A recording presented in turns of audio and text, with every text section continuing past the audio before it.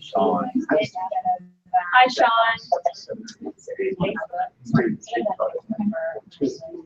So,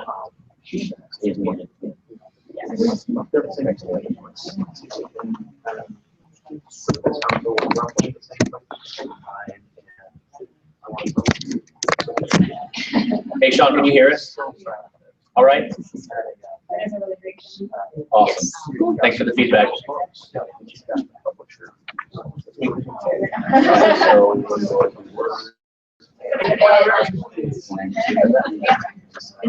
I'll keep up with that. Should make sure.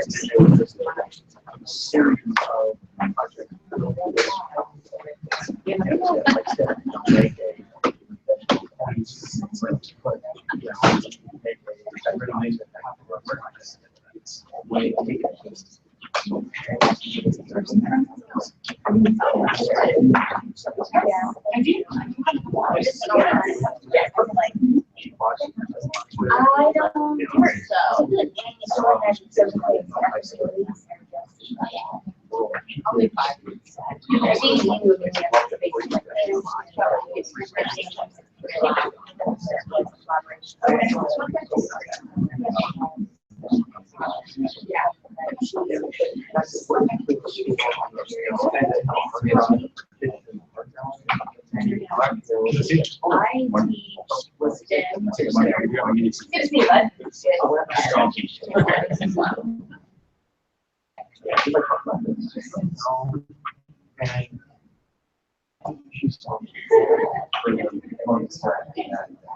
Yes, I saw that.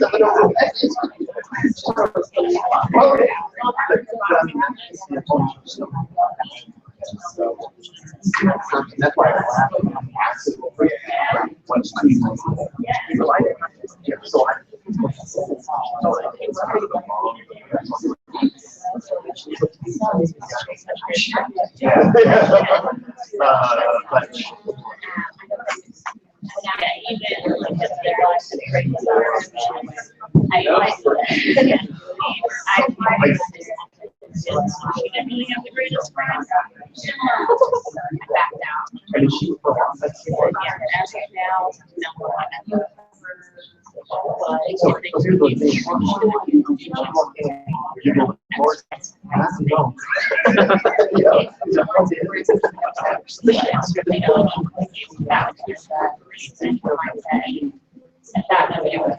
just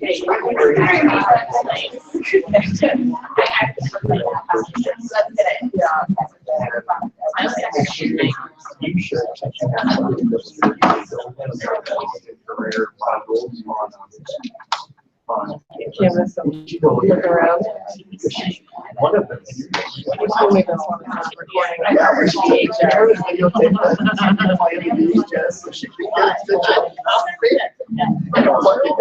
It's probably fine on YouTube. I know what it is.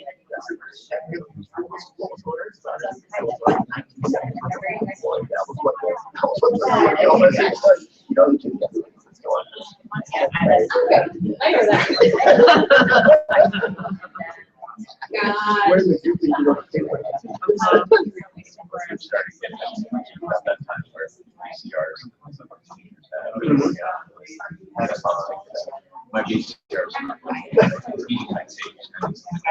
Because I have tapes that are going to take half of my life. We're not preparing. VCR, then you can't even buy parts for those. Right. You can't buy a VCR at this point. Once they're gone, they're gone. They're doing all these things. I tell my girlfriend like YouTube, but we're not. Have you tried to do it? Yes, exactly. We are You not can in find place to do everything VCRs. on the internet. Everything. It's like these.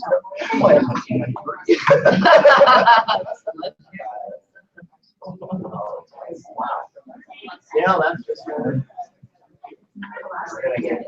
We're getting the same.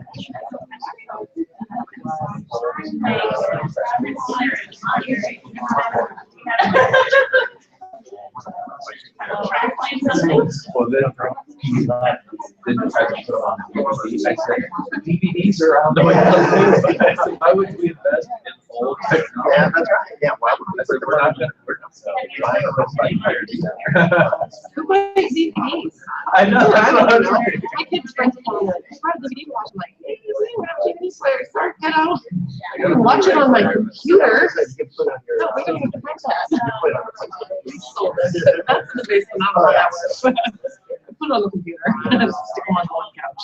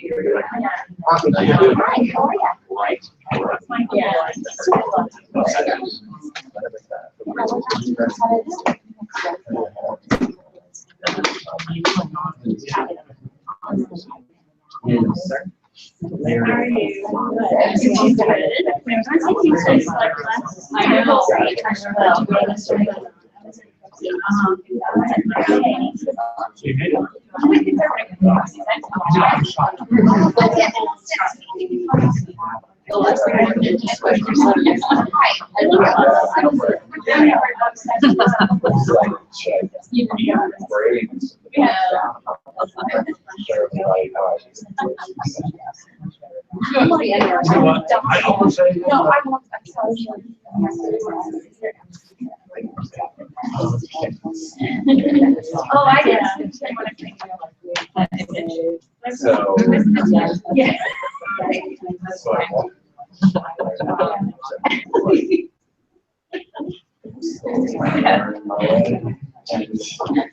I think it's lost. I just realized about that. Yeah, feel free. Yeah.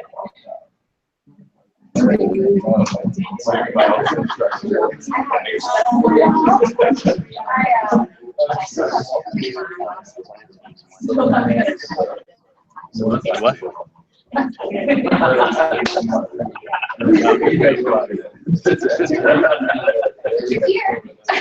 Nice. Oh, there she is.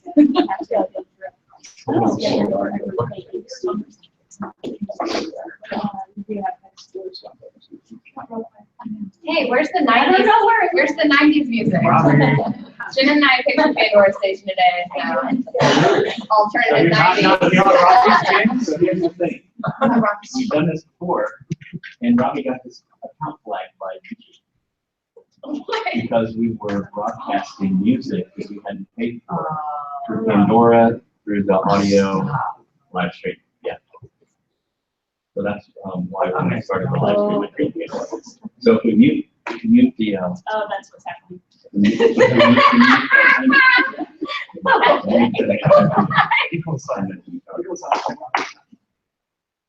So yeah, I got my account started because I was illegally streaming.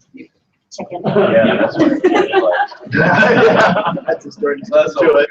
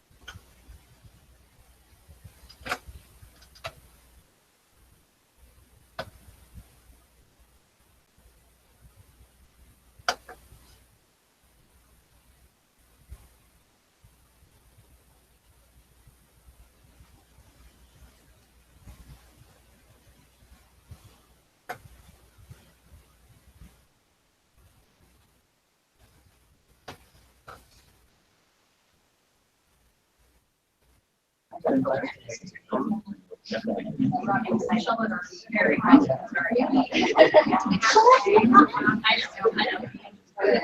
yeah, tomorrow.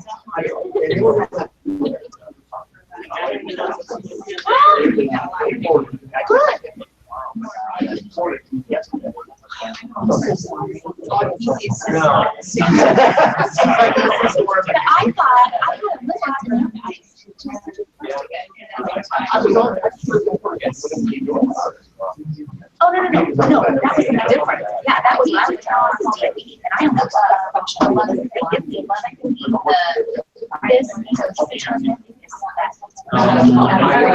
moving on. That's all I need to do. So I'm saying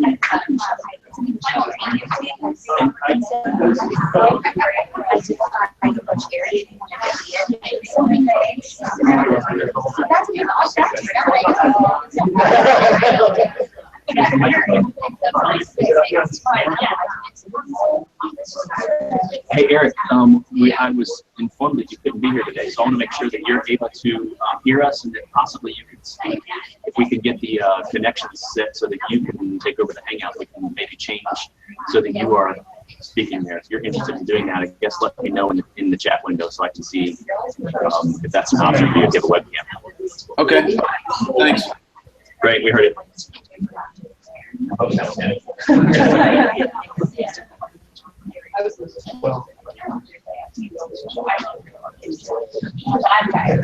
Okay, well, it's about 2 after 9. Thank you, everyone, for coming here on site to Center Grove. My name is Robbie Grimes. Welcome to all of you who are visiting through Google Hangouts. Voting specialist at Wayne Township and kind of the de facto organizer, not director or anything like that for this group. And this really isn't really a group other than the fact that we have a listserv, an email group, and you just say, hey, come, and that's really all the group is. How many of you this is your first time? 1, 2, 3, 4, 5, 6, 7, 8. Fantastic. First time? First time caller? long time listener. Yeah, long time listener. 7. Hello? Anyway, this particular group started before I actually started in this role. Learning specialist. Hey, if you are, Administrators thought the meeting was at 10. Hey, can you mute your microphone, please? What time is our PBIS meeting? Wonder if we can. Give me just a second. Pull up the email. It was that. Now we know who you are.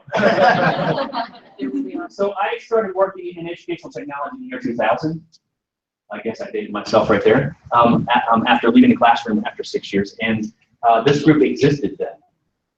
The person who was directing it and kind of leading it was Jackie Kerrigan from Plainfield Schools, if anybody remembers her. She was a media specialist, and she kind of, I asked when I got this job, who do I need to connect with, and my director said, you need to talk with Jackie Kerrigan, she's got this really cool group together. So that was before I started in 2000, but I got in touch with her then.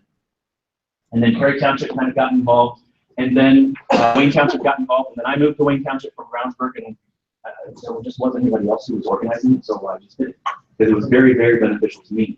It's gone from 20 people at some meetings, 15 people at some meetings, to like over 60. There were about 60 people who said that they were going to, said that they are RSVP and said they were going to come. But otherwise, this meeting is very much about professional development. I know that one person on the RSVP list said, hey, I want to talk about cloud filtering. Well, that's not really good for here. So I do notice that's not on the agenda. Here is for professional development, the things that we do, and if you have a different role, like mine's solely professional development, but if you have a different role, absolutely, that's fine, but that hat that you wear as a professional developer, that's the kind of stuff that we talk about in this group.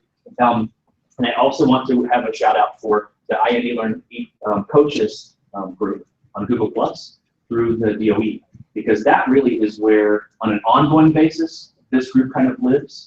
But this is kind of something that has grown, and then there are, I don't want to say chapters really, but there are other groups like this, communities, that meet around the state because it kind of got to be a a problem for them to kind of drive to Central Indiana.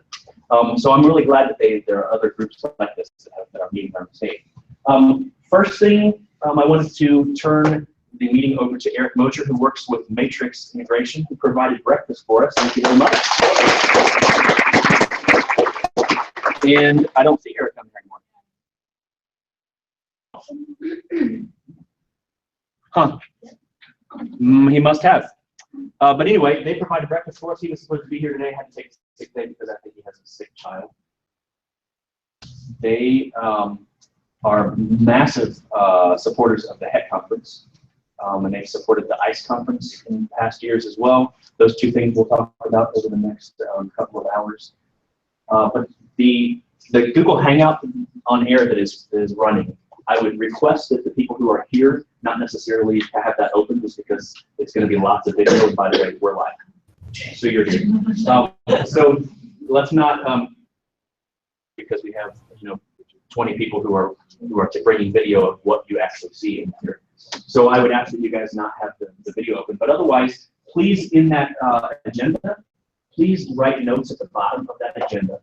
And as we get to the agenda items, even if we add an agenda item, this is all collaborative note taking. So go ahead and add your notes at the bottom, but then bookmark them so that when you're at that agenda item, you can click on that agenda item and it jumps down to the notes at the very bottom. It's a very good way for you to then go back and take a look at what we discussed today, and not necessarily have to take notes yourself, but as you are listening to something specific, other people can be taking notes as well. The first thing I want to talk about after Matrix was a congratulations to Seth Hamilton and Holly Stockler, who both are next gen leaders in CoSN. Congratulations. Next gen leaders. I would have tried to nominate myself, but I've been doing this for too long. No, not that I'm a next gen leader, but congratulations to the two of you. Michelle won last year as well, so we have 3 of those people who are nationally recognized. 3 of 10, which is kind of cool. 3 of 10 total are from Indiana. So congratulations to the 2 of you, 3 of you for that award. It's very neat that you can recognize that way through CoSN. Just I guess just jump right in. Make sure that you filled out the attendance sheet so that we kind of know who you are. You have access to the Google Sheet that has everyone's names on it. So if you met someone here today and you don't remember who it was, you can go through there and look at the names, find out who they are, where they came from, how to get in touch with them, to stay connected. I do know that one person put a request on the agenda for how do we get to find out where job opportunities are and things like that. And I didn't specifically put that on the agenda because this is how you do it. You connect. And there really isn't a location where all of our jobs are listed where you can say, oh, I'd like to work there, let's work there. It would be fantastic if there was, just for, maybe we could take that over. Well, there is a job bank on the Department of Education website that I assume, it's Would have these jobs on. And it's schools who put stuff in the job bank, so it's up to them, Yeah. the individual school. So I guess maybe when something does come open at your school, you can suggest to the powers that be that they put it in the job bank so that other people like you know. Put it in the Google Plus group. Send it out to the team listserv. Put it on the HEC listserv. Put it on the ICE listserv. Yeah. Okay, don't put it there. I mean, go ahead. But the HEC listserv, or definitely the Google Plus coaches group, put it out there that, hey, our district is looking at this, or I'm moving on, there's going to be a position available. Let people know that way. But definitely, it's rubbing elbows with people all the time. That's what we do in this group, is try to connect people and try to learn from each other. So we're not islands out there trying to recreate the wheel. So let's take a look at what's on the agenda first. And we'll just go down here and take as much time or as little time as we need. First thing is Mary Carmen with the DOE. Hi, and I like this room because I don't have, I'm like, handles enough already. So I don't, but also.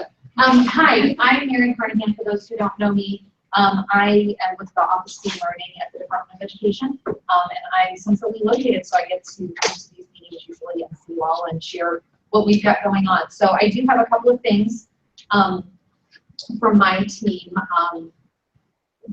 Indiana Digital Citizenship Week. This will be our second year to have Digital Citizenship Week. That's coming up September 11th through the 15th.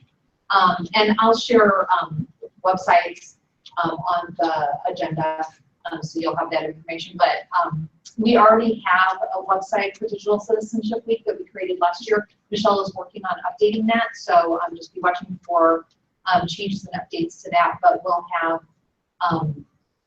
lots of stuff to do for Digital Citizenship Week, so look forward to that. Future Ready Schools Institute. We encourage teams from Indiana to join that. Again, I'll share the details. I'm not sure all the details, but they are on this website that I'm going to share. But that's coming up on September 25th through 26th. So we're really excited to be a Future Ready state, and we have a lot of Future Ready superintendents and schools, there are districts in the state. So we encourage you to be part of that. The Connected Coach Collaborative will be offering a strand of coach-specific sessions at ICE, and it will begin with a free coach ed camp on Wednesday, October 11th, which is typically in the past few years, ICE has run 3 days. That first day is going to be this coach ed camp, so October 11th at Evansville High School in conjunction with the ICE conference. And I believe registration is open for that. I've got a link here that says registration, so I will share that. Okay. Currently accepting applications for the HSDL, the Hoosier Student Digital Leaders Showcase, which will also be at ICE on Friday, the 13th. You can apply if you sponsor a student tech team, and I will also share an application for that. So if you have a student tech team, if that's something that you think that you and your students would be interested in, it's well enough into the school year that hopefully that tech team will be organized for the school year and can get something ready for October 13th. We have a Go Open Summit coming up at East Noble on August 30th. Details are coming soon. We don't have details on that yet, but just mark your calendar if the Go Open Summit is something that you think you'd be interested in. And e-learning days, I know that, I think I said that that's next on the agenda, but we've made some changes to that. In the past, we've had flex days and the virtual option, and we've decided to combine those into e-learning days. So it's the e-learning day program going forward, flex option and virtual option. Right now, we have sent information out to all schools who were one of those or both of those in the past. So if you did not use the flex pilot and you did not apply for the virtual option in the past, then your school district hasn't received anything as of yet. If you did participate in one of those in the past and haven't gotten something from Candace or I, let me know. But I think that we've reached everybody.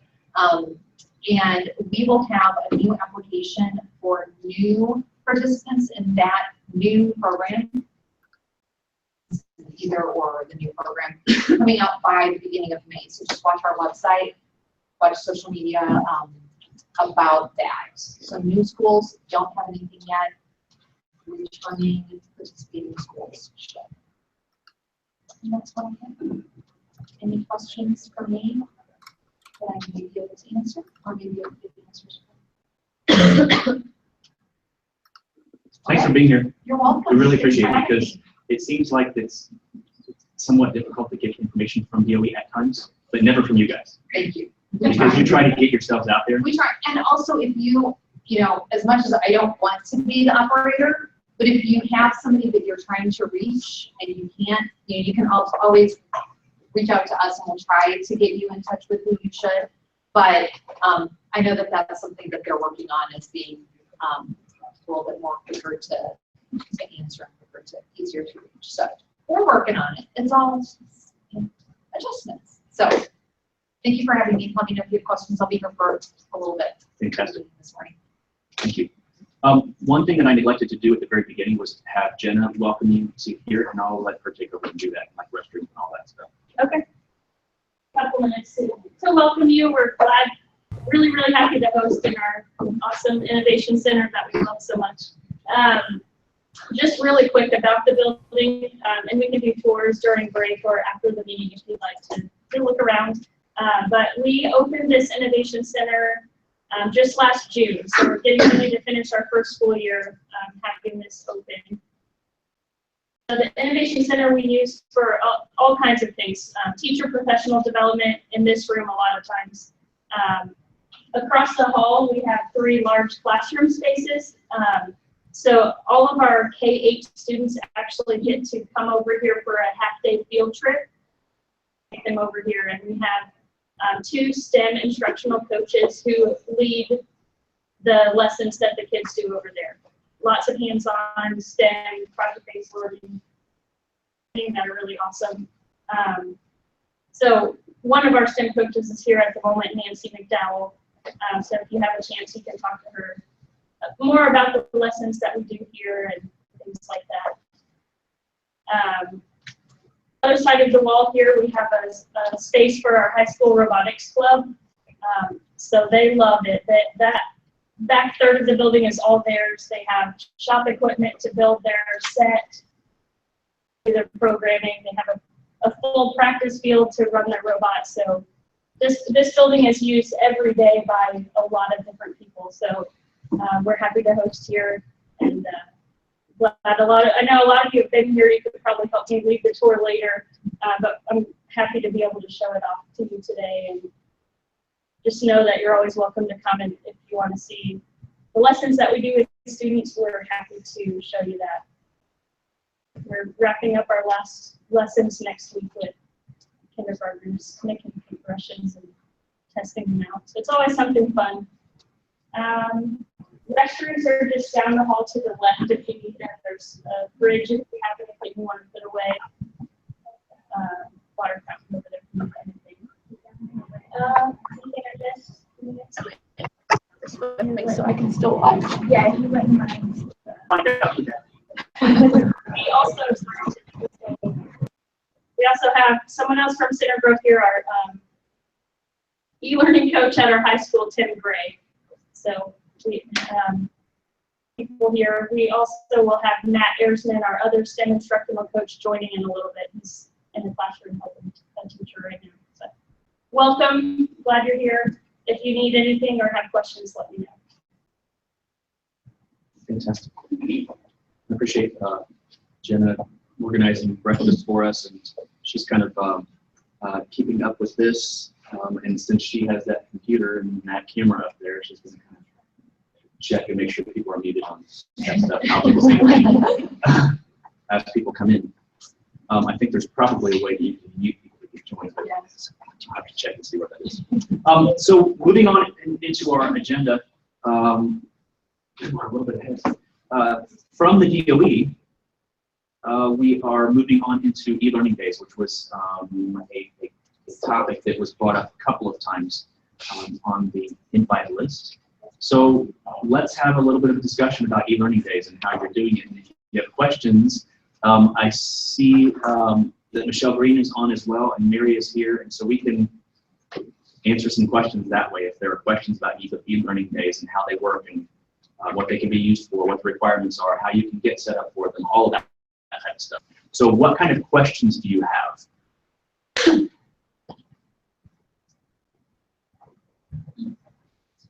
We're doing a flex day, so our teachers will be. Can we introduce yourself to group? Susan Parker from Martinsville Schools. Our teachers will be using the day as parent conferences in the elementaries, and then the high school, middle school, we will be having professional development. Our students will be, and we're using that as a flex day. This is our very first time. It's October 5th, so just wanting to hear what everyone else is doing. I'm kind of in charge of this whole flex day. I'm putting it together, so I'm going to use Andy now. I need to talk to Holly a lot. Went to her session in Yorktown. Who in the room has approved and usable and are using flex days or e-learning days? Because we have some experience and expertise in the room as well. Who's looking into it right now? Okay. Those questions on the, so that we don't get done with this meeting at 10 o'clock. The discussion on that. Okay, so let's have someone, and I don't want to say it has to be Mary, but let's have someone talk about the process for which you have to kind of go through to get that done, because there are some hoops you have to jump through to get that to happen. So if you've done it before, jump in, and then Mary, you can jump in as someone who's kind of the point person for information. Okay, so I'll go ahead and share the presentation that I do in the agenda, because it kind of outlines everything, basically outlines everything for that. We already have that because you've attended, but basically, like Mary said, in the past, there were 2 applications that you had to fill out, one for flex days, if you were going to do that way, and one for virtual option for inclement weather days. They're combining that this year, and DOE is in a couple of districts who utilize them, including our district. We're creating a webinar on Monday.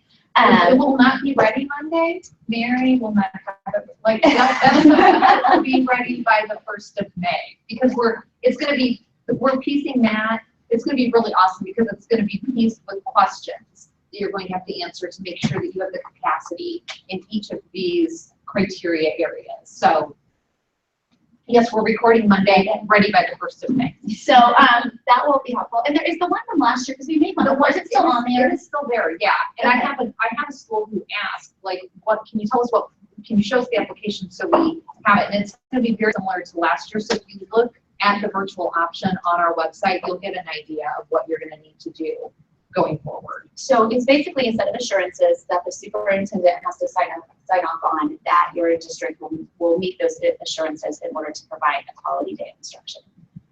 When I talk about them with districts, I really focus on the aspect of it being an instructional day and not a homework day, because you're making up a day of instruction, you're not making up a busy work homework day. So how the lesson, that's where it starts getting, or a lot of the training goes in on our part, is how teachers create those digital lessons that have an instructional component, not just here's an assignment. Ideally, we want those to be interactive lessons a bit as well. So it depends on how you're running them. We in our district always run them as makeup days. We don't do the day, like flex days, obviously it's planned.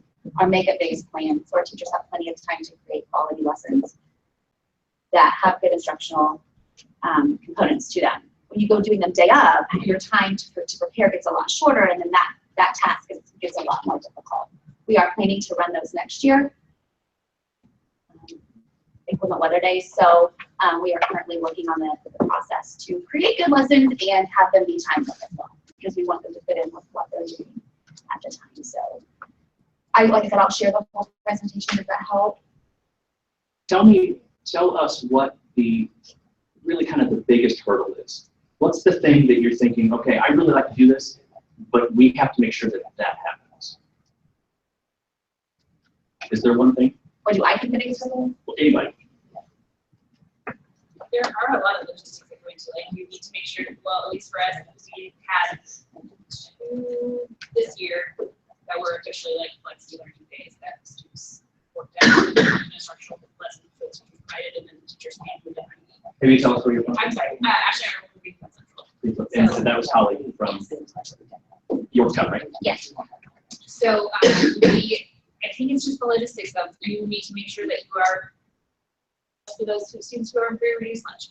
We had a call in line for students with special education, IEPs or accommodations on 504 so that they can continue to get the modifications they may need to complete their assignments. And we had someone stationed that you have to allow yourselves a space somewhere and supervision for children who have to come to school, because there are just some students that are not going to be staying home. Providing basically all those similar services in kind of coordinating those details, I think. So I mean, it was great success. We don't have any built-in PD days in our teacher calendar. So for us, it was an awesome opportunity for us to recoup some time to help with their trips as our secondary, their high school has been 1-1 now. This is their second school year, and then it was our first year for our time. So some really good time where we had the whole staff, and we did some talk breakouts, just all sorts of things to really get some time and solid working time with their peers on a lot of training and But I think it's just that coordination of those details, sending out RSVPs to parents, which, you know, are you sending your kids to school? Do you need a stack lunch sent home the day before? Do you plan on, you know, getting the Wi-Fi availability and that, the community aware for students? Was this Ahead of time. inclement weather days or were these flex days? These are truly flex days. Flex days, okay, so you were planning well in advance. Yes. Because I was thinking, okay, on the inclement weather day, what do you do if you cancel school and kids just, and you have parents who say, my kid has to come to school? So what do you do with them? If they can't come to school, the weather's bad, and so it was like, This was flex a day. true flex day. Okay, that makes sense. We don't have, we didn't apply to the weather days since our students are not posted. Sure. And access to all devices, so it's just true flex days for just our secondary buildings. Yeah, just those little pieces and details that, you know, there's just a big team that you can, or people that you have to contact, or making sure, you know, all those guys are valid piece of question. But definitely in our opinion, worthwhile. I think our assistant superintendent is already applied. I think she got the application, the reapplication I think on Friday, from Candace, and she had already put it in on Saturday because we wanted to do 3 this year. Had one schedule, so. Things we're thinking about is having a window. So the assignment, the window for the student assignment will open at a certain time. Do you find it works better, say on a flex day, to have a smaller window? We actually tried it both ways. The first time we had a longer window, and then the second time we had a shorter window, because the teacher's feedback was the longer window was just too long. Some student feedback was, it was the first time for some of our 7th and 8th graders when they opened up their Google Classroom, every single assignment from every teacher showed up, and it stressed some of the kids out. I don't think anybody thought to tell them, you know, because usually they're used to going to a class, going to that Google Classroom, seeing that assignment, then they go to their next class, and then they see that assignment. So it was just a little thing, but it's something that we learned firsthand. And then also when teachers are creating lesson plans, to make sure that they are using tools such as iMovie and so forth, that they have already instructed the students on how to use, which sounds like best practices. And some of our teachers thought that they were very explicit with that. We've got some student feedback that they were asked to use some software tools that they weren't very well versed as the teachers thought they were.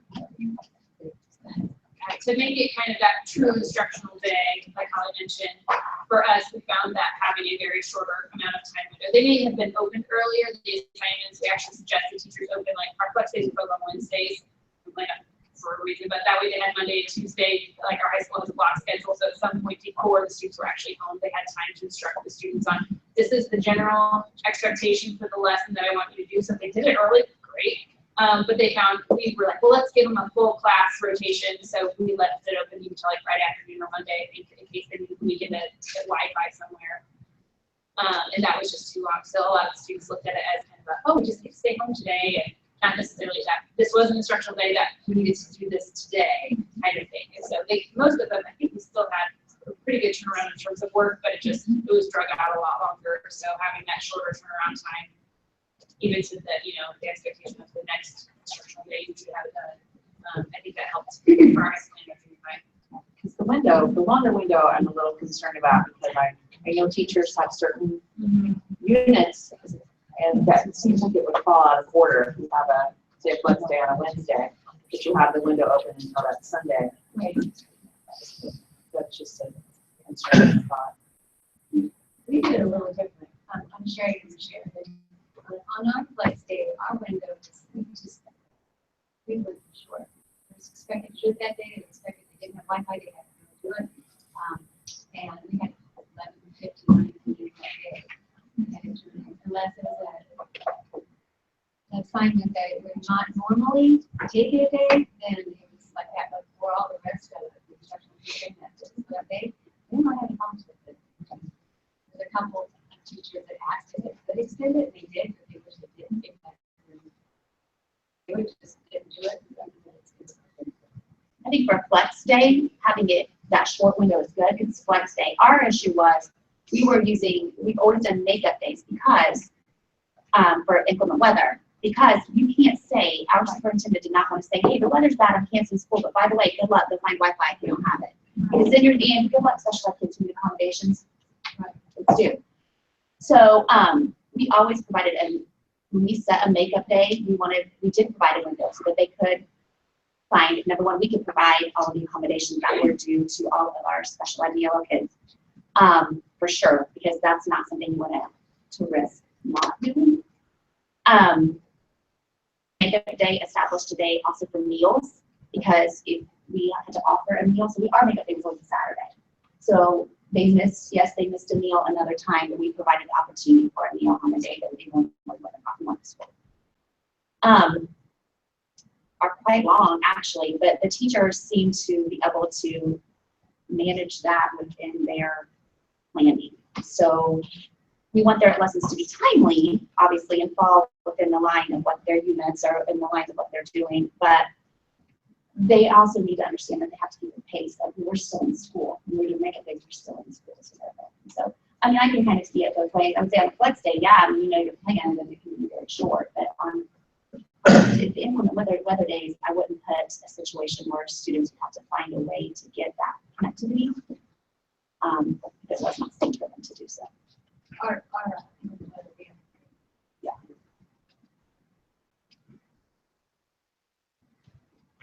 In BCSC, I mean, as you know, Red Colony Consolidated, we have not had the luxury of having an e-learning luxury, but we haven't had a chance to troubleshoot, but we've really been thoughtful about it for the last 2 years. And Nick Williams, our coordinator of instructional technology, has done an amazing job of creating a staff e-learning page and also a community e-learning page. I didn't know if it would be helpful to write that or see that. Jenny, can you go to that really fast, and then people can write it down? And we've had really a lot of time being thoughtful about it's on BCSC. I'll just give it the staff one.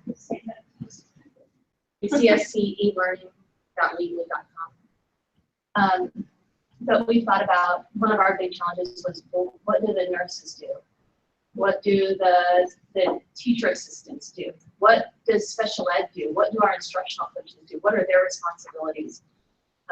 And Nick's been very thoughtful about that. If there's no www.bcscelearning.weebly.com.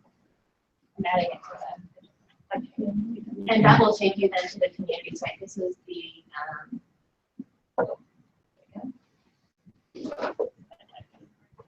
so then we have the teacher tab, and if you click on student services, so you could look, and so if you are ELL, you would click there and it will tell you what your, you need to check in with your supervisor, you need to do this, you need to do that. You click on the community website back at the home page for the staff e-learning. We have hotspot, or not hotspot, Wi-Fi spots that we've identified throughout the entire community. So lots of times when we have inclement weather, it's not bad enough for people to not still get out. So we've identified spots around town and things like that. We will have 3 open buildings as well. That's the intent, that if the weather isn't too bad, open sites. Ireland and Carly, don't you guys have a group like this too? A free Wi-Fi? Somebody does. I don't think so. Starbucks doesn't want us to identify them. I know schools out there. But then we ended up finding that there were people or companies that didn't want us doing that because they didn't want to be, okay, now we're attracting all of these kids who are not paying for anything, and they're turning away customers because there's 30 kids in our lobby and not buying anything, and nobody else can get into the room, so they can't live in the person. Starbucks asked us to provide supervision because there's some middle schools that are showing up on our flex days. See, we've not had something with the troubleshoot yet. We did sign up for the flex days, and that will be happening next year. But I don't know, and this case we all have these already, but it was not.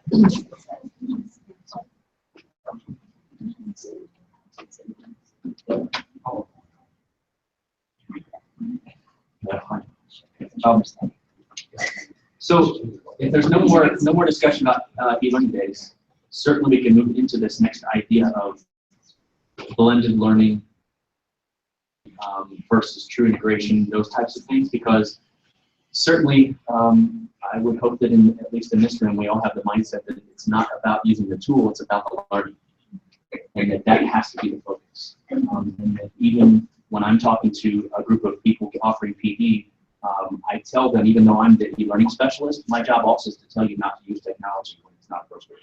When a student's learning best learning style is to take a book and turn the page of a book, then that kid needs a book, not a computer that has text on it. So that's also my job, to tell you not to use technology at times. So how do we move into this idea of the transition between using technology and really kind of needing to know how to use those tools into an idea where it becomes like a pencil. Yes, we teach, kindergartens, preschoolers how to take a pencil and push it across a page to make a mark.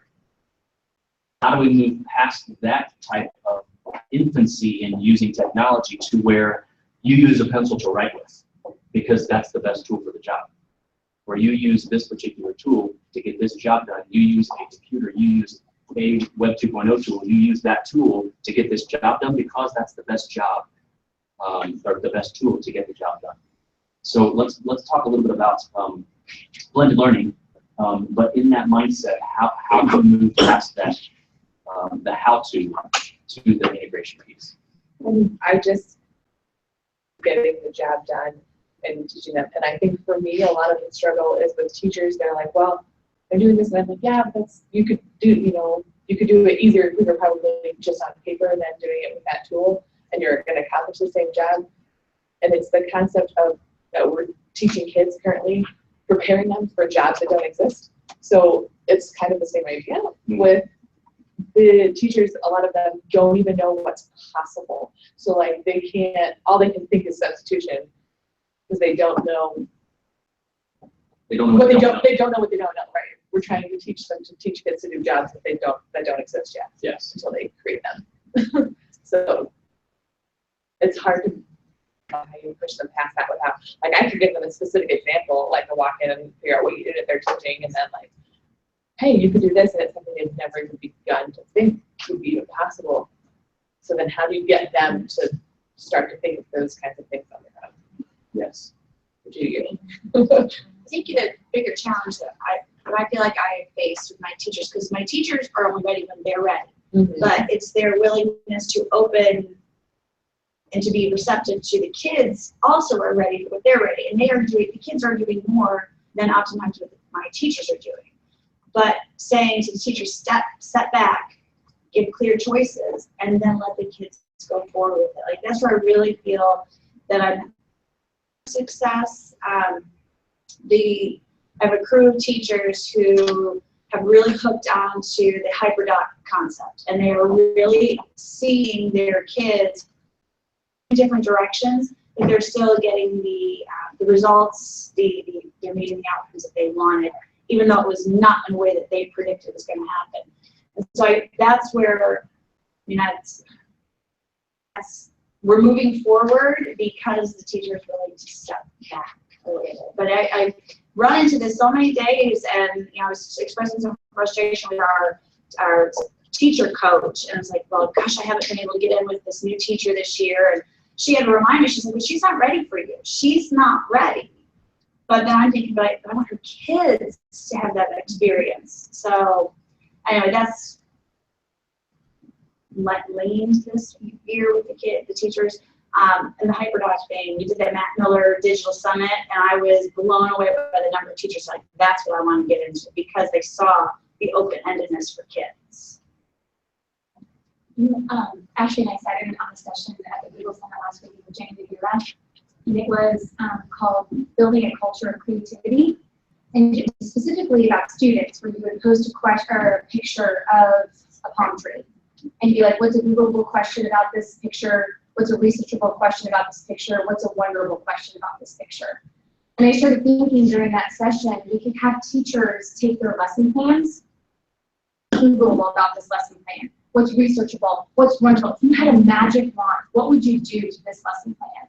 And from that, kind of get their wheels turning and questions about their own lesson plans and their units or their themes. Or I've always taught the alphabet this way, but if I had a magic wand, it would look like this. And then providing them access, to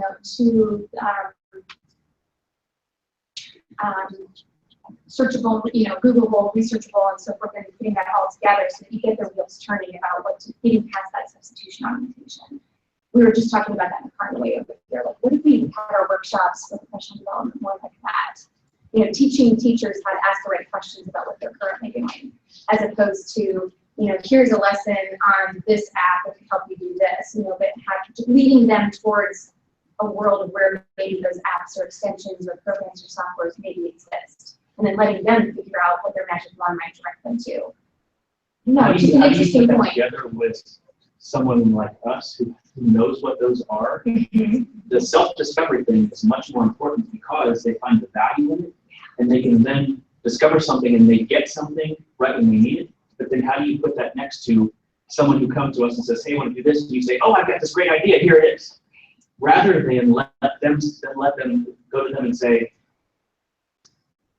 website, go out and look at these tools. Find something that might work for you. As far as like time and things like that, I struggle with wanting to hold back and solve the problem for them or help them get to the solution very quick versus letting them kind of come up with the solution themselves.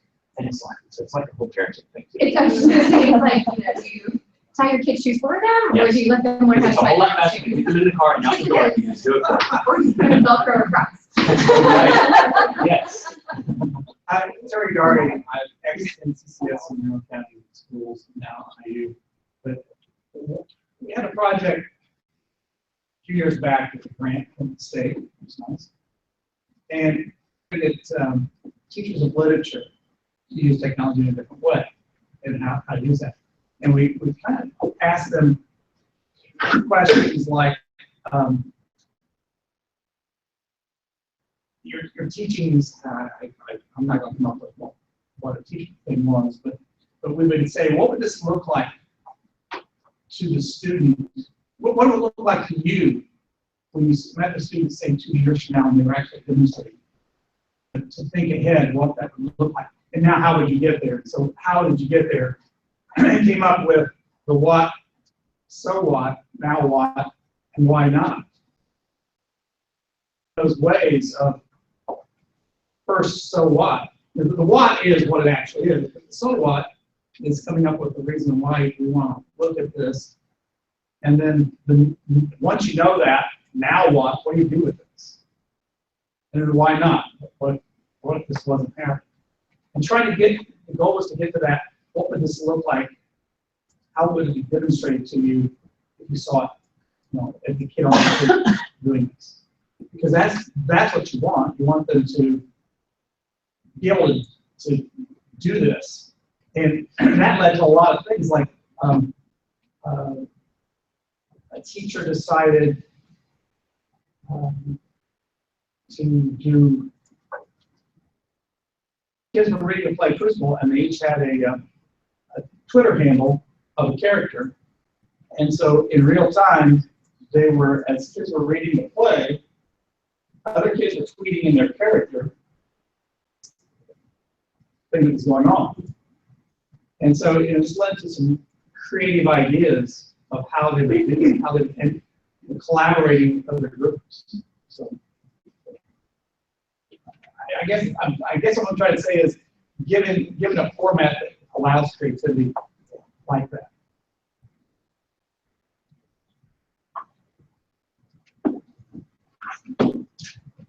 Anybody else thoughts? I think for us, South Hamilton, Washington Township, it really starts with calibrating your own expectations. To your point about wanting, we have the knowledge in this room, and so we instituted a program called Tech to Teach, and we really kind of focused in on what blended learning is and what it can look like for Washington Township. But we were taking teachers that were barely doing tech integration type things, and kind of had the expectation of this is where you would be. And there's that kind of walk before you run type mentality that I often personally forget.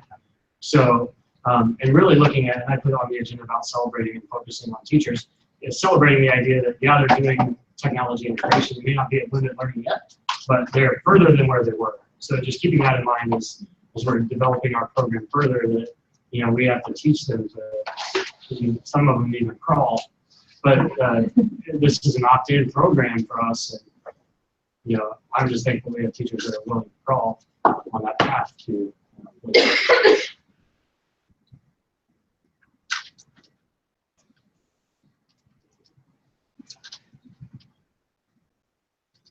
Any other thoughts?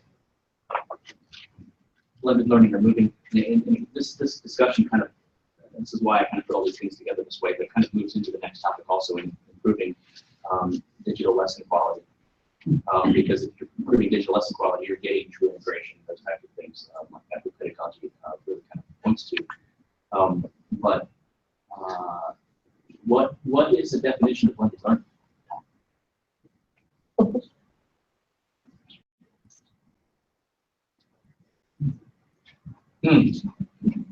I wrestle with that all the time because if you read the books, there's those official, the flex, the station, those kind of things. How does the online?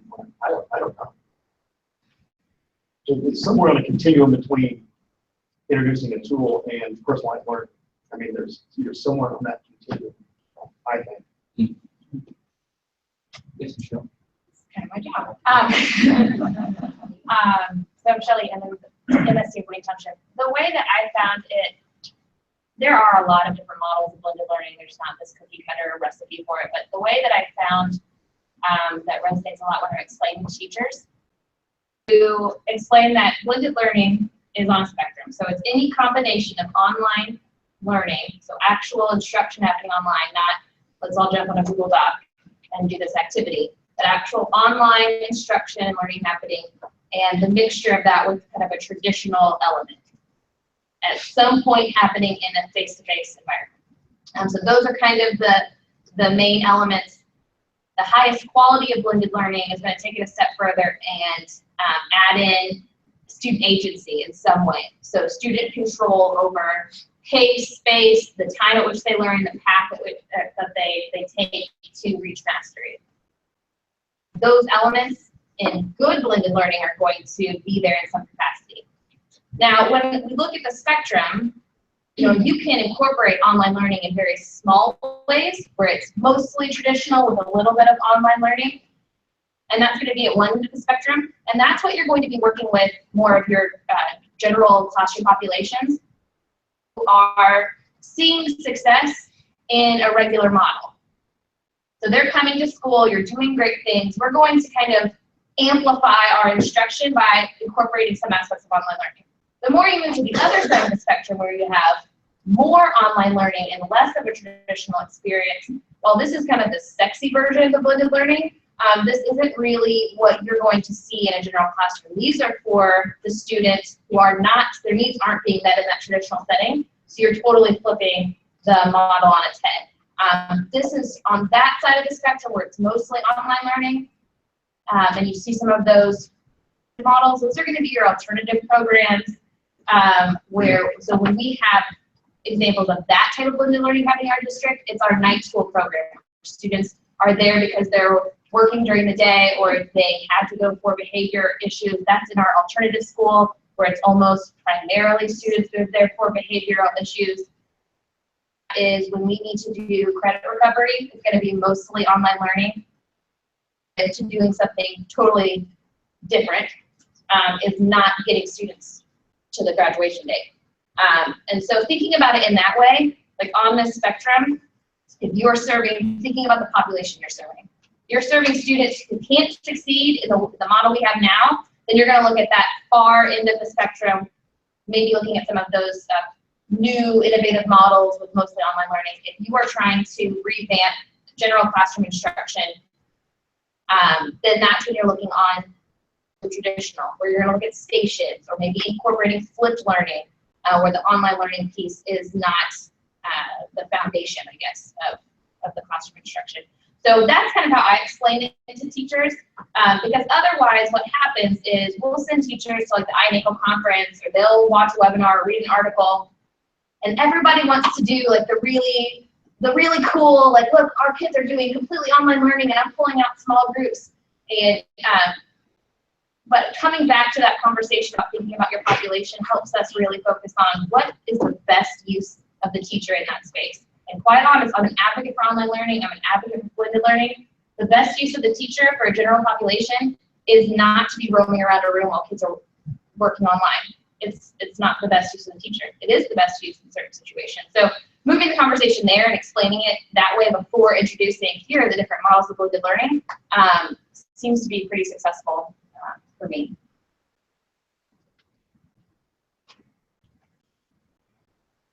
And what it ultimately should come down to is how that kid learns. You know, if that kid learns best with a blended model, then we should be providing. If they learn less with more of a face-to-face model, providing for that student. Now that's difficult when you've got 30 students, you know, so that's where you get the personalized learning, but you can get more personalized with it with some type of technology that they can do part of their learning with this a self-paced type model where they're doing things like that. You might look at Blended Learning Universe, BLU. They have, if you're wanting to go through some planning with staff, resources on this page. It's run by the Christensen Institute, which kind of leads, and that's where you're going to see the definitions and the models. But under their resources, they have planning sheets that walk you through step by step what you need to start planning. And like you would probably imagine, the technology, even the online content, the physical space of the room, those are the last things that you look at when you're planning for blended learning. So what's the first thing we talk about? Well, how are we going to get online content? What are we going to, we want a flexible learning space. But it walks you through, and it has worksheets basically of, you know, setting your goal and objectives, and then moving designing the student experience, designing the teacher experience, and walks you through that whole process. And those are great resources to kind of map out the planning process for you. Thanks for that definition, Sean. We also talked about blended learning.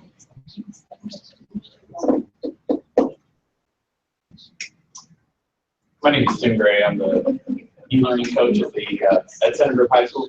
One of the things I do is I help teachers manage a completely online program called Global Canvas that we offer at high school. And this is, as you said, on the far side of the blended learning spectrum where it's completely online.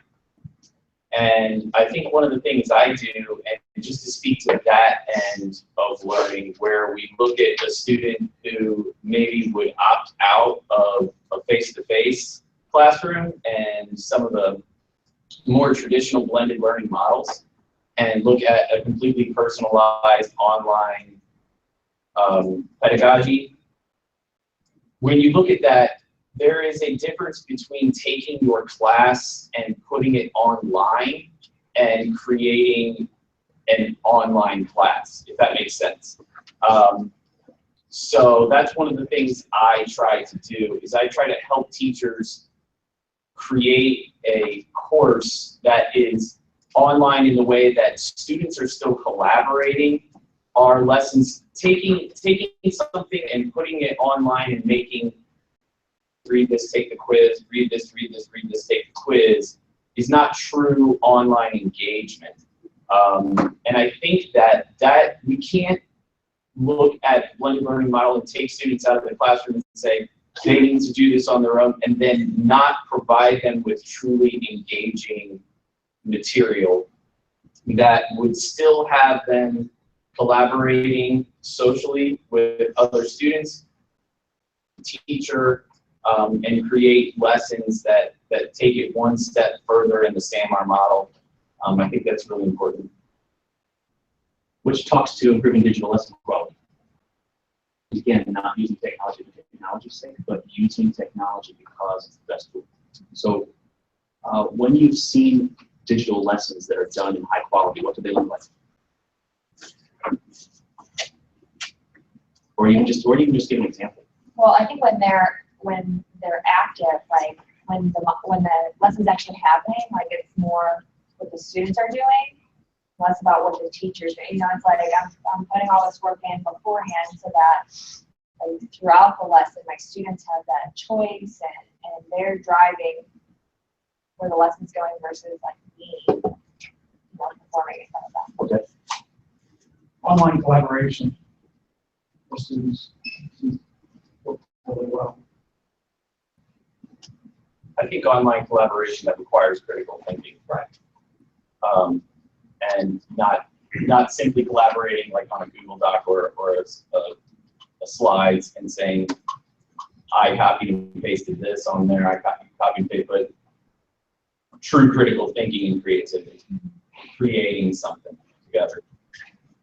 I also think if you're going to implement blended learning, like at a station rotation, the thing that, the biggest mistake I see is we don't very intentionally use the data from the online learning piece to drive instruction that we have face-to-face. What we see is we're like, oh, Khan Academy is great. So you guys, while I'm doing my math lessons, you go follow your path on Khan Academy or IXL or whatever the tool is we're using. And then if that isn't, there really aren't games. Like research shows we do that, there aren't games. It's no different. But when we actually use the data that we can pull from that and make decisions about flexible grouping and make instruction decisions, that's where you see the games. So I think it's overlooked when we're doing the planning, but that piece is really important. So many times, like you're talking about Khan Academy, IXL, things like that, so many times technology is used as the babysitter for the teacher who really needs to work with these kids who need the one-on-one attention. And so those kids who are over there, they can work on, they're working on that. But then Michelle's really kind of talking about coming back around and taking that activity that they did and pulling it into this discussion that we have face-to-face with this group.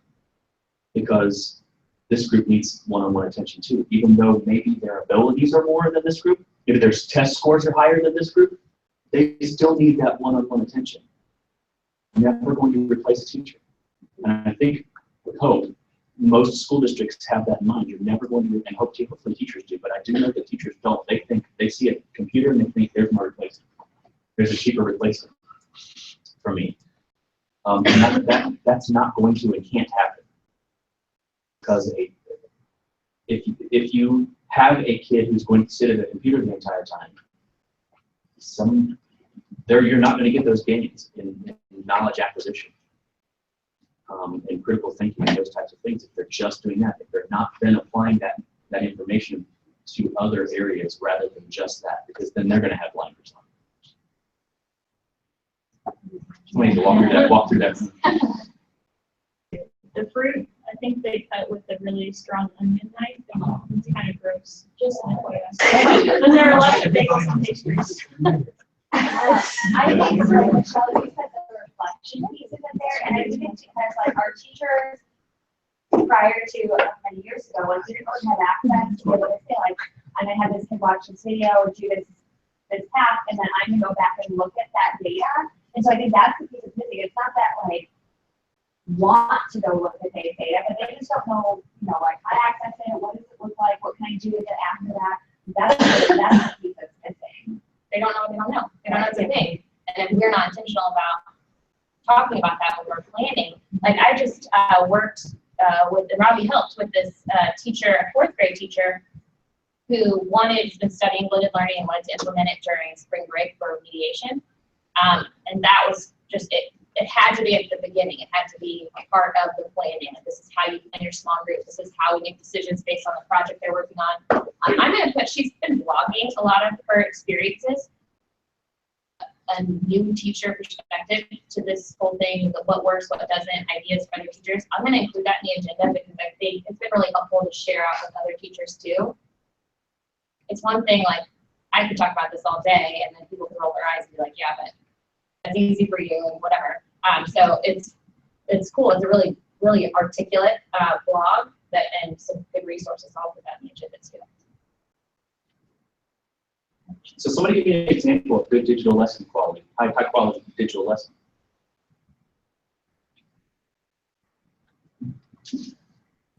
I have a teacher that's a global campus teacher where they're totally online, where they're doing podcasts. I find that to be, and they're doing podcasts over a topic in U.S. history. So they're interviewing people and submitting that podcast with their own opinions and their own thoughts. A way of kind of recording them critically thinking, collaborating, and creating something. I know in our corporation, Universal Design for Learning is our framework, and so we really try to make sure that our teachers are providing lots of options for our students. I think sometimes we get so hung up with the that technology is the only option, sometimes especially in a digital lesson. Trying to make sure that our teachers, can the student do a video of themselves telling you, addressing the lesson goal or the essential question, or can they write a paper, or can they make a diagram, or can they, so I think sometimes, I know my daughter doesn't do well with taking quizzes online all the time. And so is that teacher offering a pencil paper quiz, online quiz? So I think that that's important.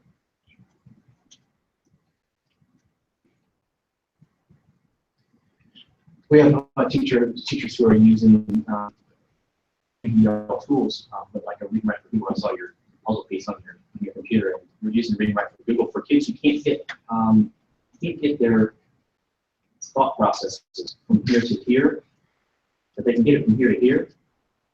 The rewriting stage ends up being speaking into Read and Write for Google, and they get all the information down there. And I kind of look at it as like verbal fun. And then they kind of clean it up and make it look nice afterwards, but at least they're able to move from I have a pencil in my hand and I really just don't know where to start or what to do. But they can sit in front of you as a student and tell you all about what they want to write about, but they just don't know where to start with the pencil, because when you look at a pencil, it ends up making it finite. It's done and it's on the paper and it can't change. Whereas if they just sit in front of a computer and they talk about what it is, you get all kinds of things like that. I know that there's, we have somebody actually we're going to be talking to later this afternoon, Kristen Zemke, who came and talked with our group, a group of teachers. And how many times have you sat in front of your teachers and you say something and you kind of feel like it's like a rubber ball where it's kind of just bouncing off and it never stays? Someone comes from outside the district, it's like, whoa, God just spoke. That's kind of what happened in our district, because Michelle and Scott and I are the e-learning specialists kind of for our district. I have that title, they don't really have that title. We do that, and we've talked about these things over and over and over and over again. Yet she came in a couple months ago, and I'm telling you, the opportunities for me to go in and talk to those teachers how their students can record themselves is incredible. When that ability has been there for a very long time, and we've talked about it, but she says it in a different environment, and it's like the curtain has been pulled away, and now I can see clearly that this could help my students. So even if it's said in a different way, or it's just, how do you talk to your teachers about something you've been saying over and over again and get it to stick to improve digital lesson quality?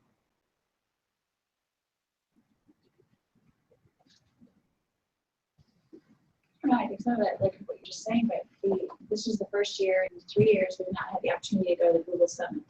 But it always, it frustrated me with the group of teachers. We were fortunate again to take it. I had 12 teachers there, which was amazing. And they're like, okay, my teachers know that they know that. And then we'd sit at lunch and they would just be like, oh my gosh, this is so amazing. You know this. I know you know this. I think that's must be how they feel with their own children, their own students in the classroom. But you bring me and sort of then flip it to the school. Teachers will tell, oh, I've done this, I've done this, I've done this. But then I come in as the fun person and I show it.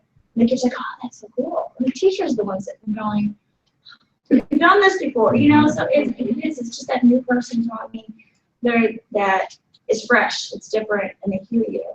But then I think, okay, looking at instruction, there is something to be said about mixing it up a little bit. For the kids, it makes it fresh. For teachers, it makes it fresh. I think that's just a human nature piece. We need to something different to, even though it may be the same content, it's still just a different approach.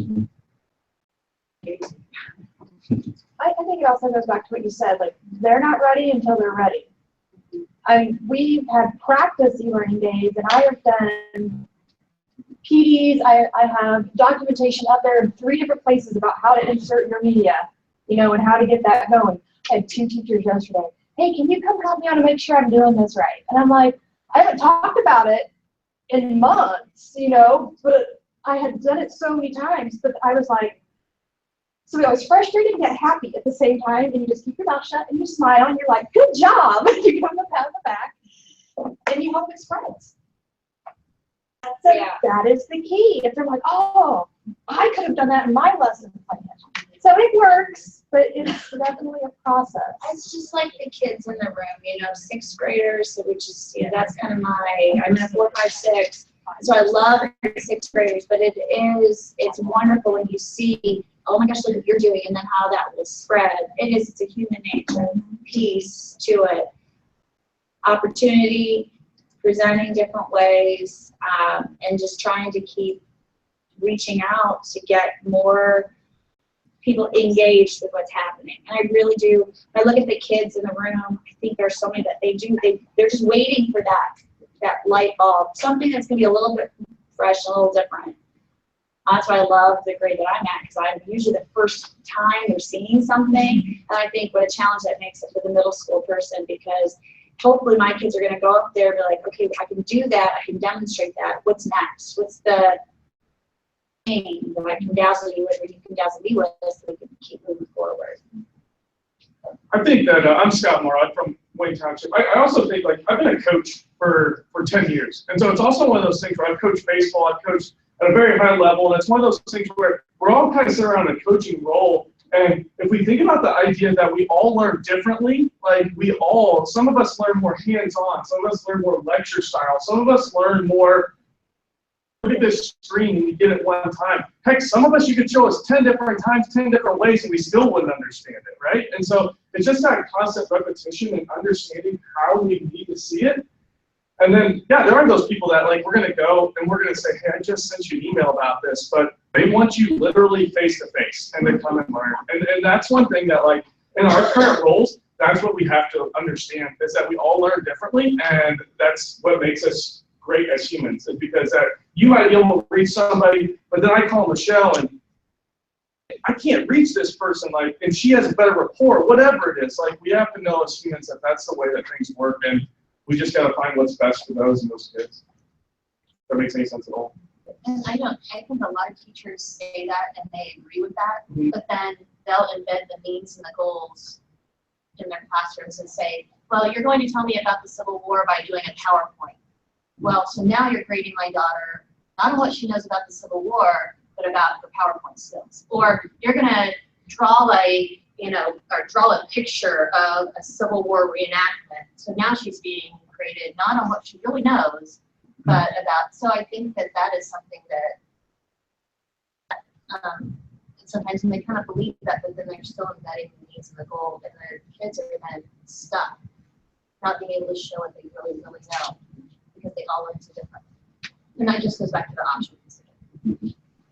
A lot of times you're by yourself in this job. There's a lot, you may not be exactly by yourself, but there's a lot more teachers out there than you can get to.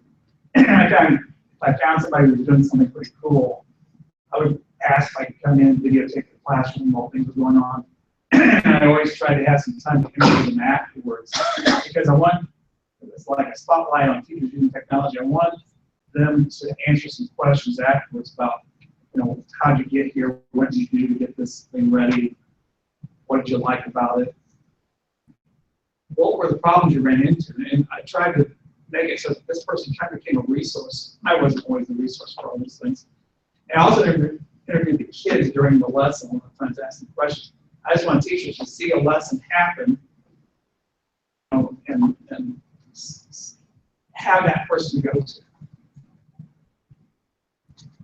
I think too, I'm Jenna Easton from Liberty Community Schools, but I am kind of in a unique situation. I still actually am in the classroom. I'm a 6th grade math teacher, but I'm a building coach. And next year, I'm actually transitioning to a district technology coach for us. And right now, we have somebody who splits between special ed and instructional technology and going in the classroom. But it's been interesting because she struggled because she would offer PD and teachers wouldn't come to her or wouldn't go to her, but then if our building coaches would hold it, then they would come and talk to us. And so I think the other thing is like getting teachers over that mindset, because they often see, once you're out of the classroom and you're just the technology side, they see it as, well, you're not in the classroom with the kids over here. You don't understand all those struggles and all those things. So getting the teachers over the fact of, I can help you still, or sometimes it is like, if you can find that one teacher who will do it for you and they'll help spread the word for you, but coming from another teacher versus somebody not in the classroom, for some reason, it's just more helpful.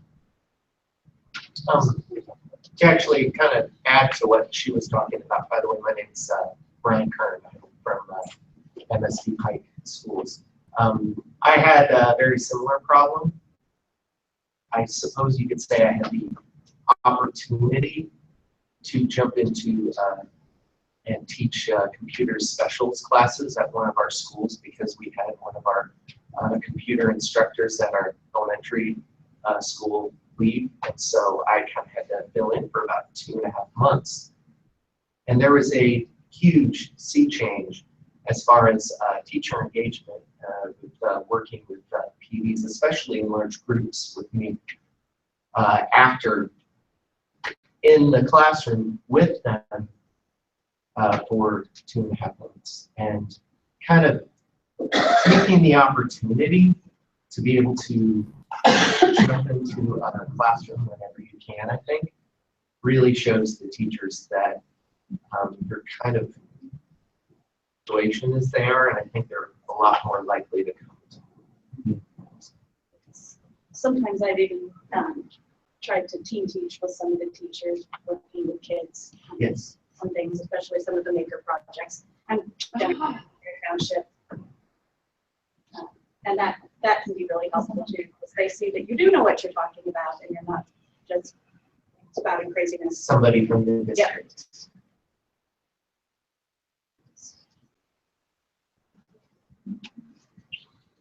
So with those things in mind, how many of you are in an evaluative role? A couple of these. Okay, so I'm not in an evaluative role, but I'm kind of in a suggesting role. That makes sense. But the next line on here, I wondered how many people would be in this category. I figured there weren't. That's integration in the classroom. How many of your school districts have educational technology or some type of technology as part of your evaluation process for teachers?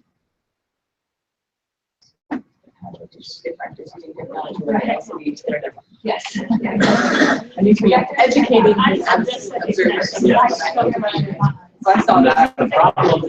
The problem tends to come where good intention gets put into the evaluation, and then they pass that evaluation tool onto someone who really doesn't understand integration and technology, and they have to evaluate that, and they're evaluating it that, oh yes, like you said, the LCD projector's on, they're using technology. Or kids have a computer in front of them, they're using technology. If they have the iPad out, they're using technology. Let's talk a little bit about evaluating good integration. Intentional use of technology for the benefit of student learning.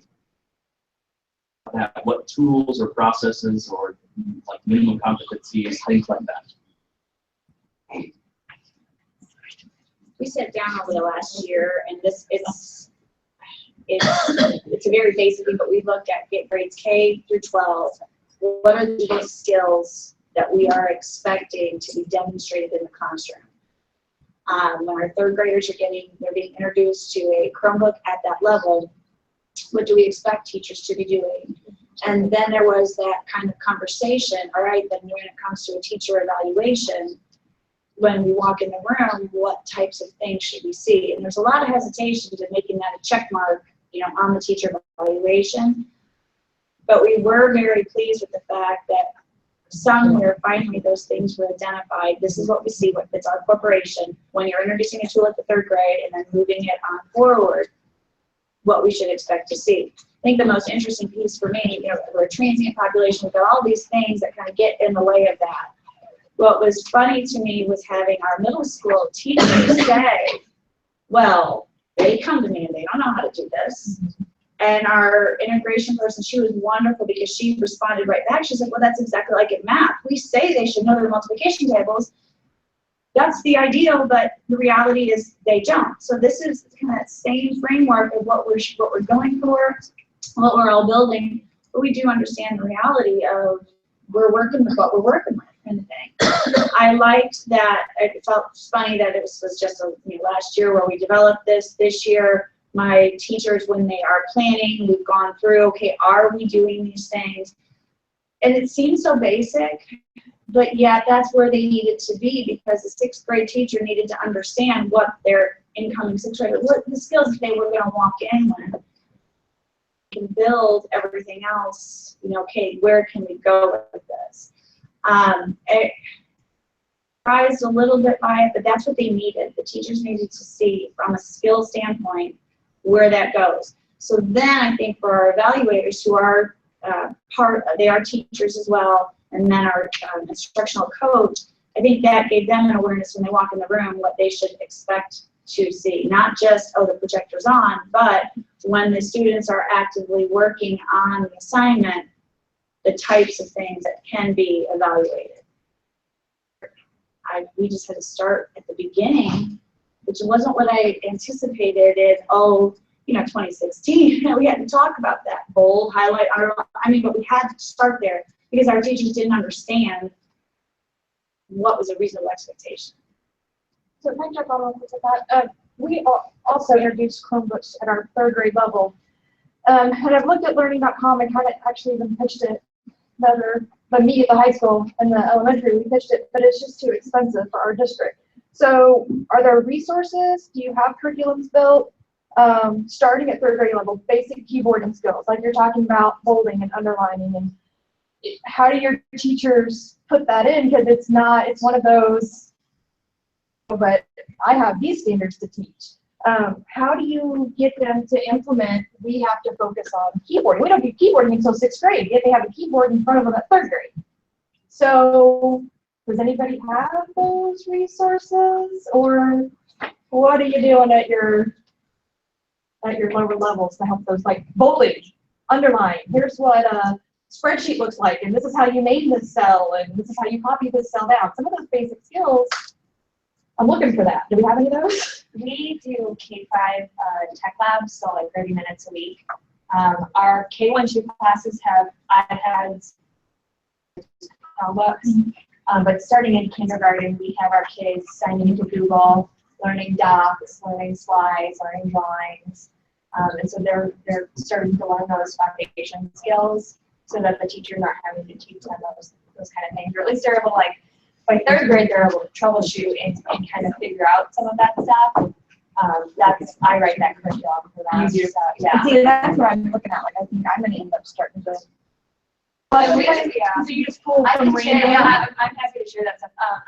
We have 11 buildings, and I'm writing the curriculum for Tech 8. Like, these are part-time employees, so they're not going to write their own curriculum. But the teachers are expecting that when my third grader comes in, like, they're going to know that stuff. We actually even have, starting next year, our third, fourth, and fifth graders will be taking their Chromebooks with them so that they can learn about the actual machine itself, too. Please share those basic skills, what we're looking at to do, I think. But That's okay. We have a course called Chromebook Connections, which is part of their specials rotation. So they get that for about 5 weeks, where it's each rotation, we're introducing Google Docs, spending time in there, and then the teachers are able to reinforce that in their assignments that they are doing in the classroom.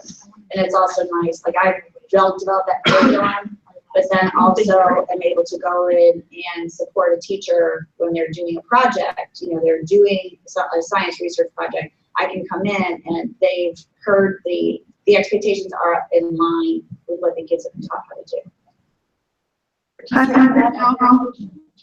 I'm sorry. Is that a separate teacher you have as a rotation? Right, yeah. So it's a part of the specials rotation that I have, but then can go in and also in my role know what I can support teachers doing.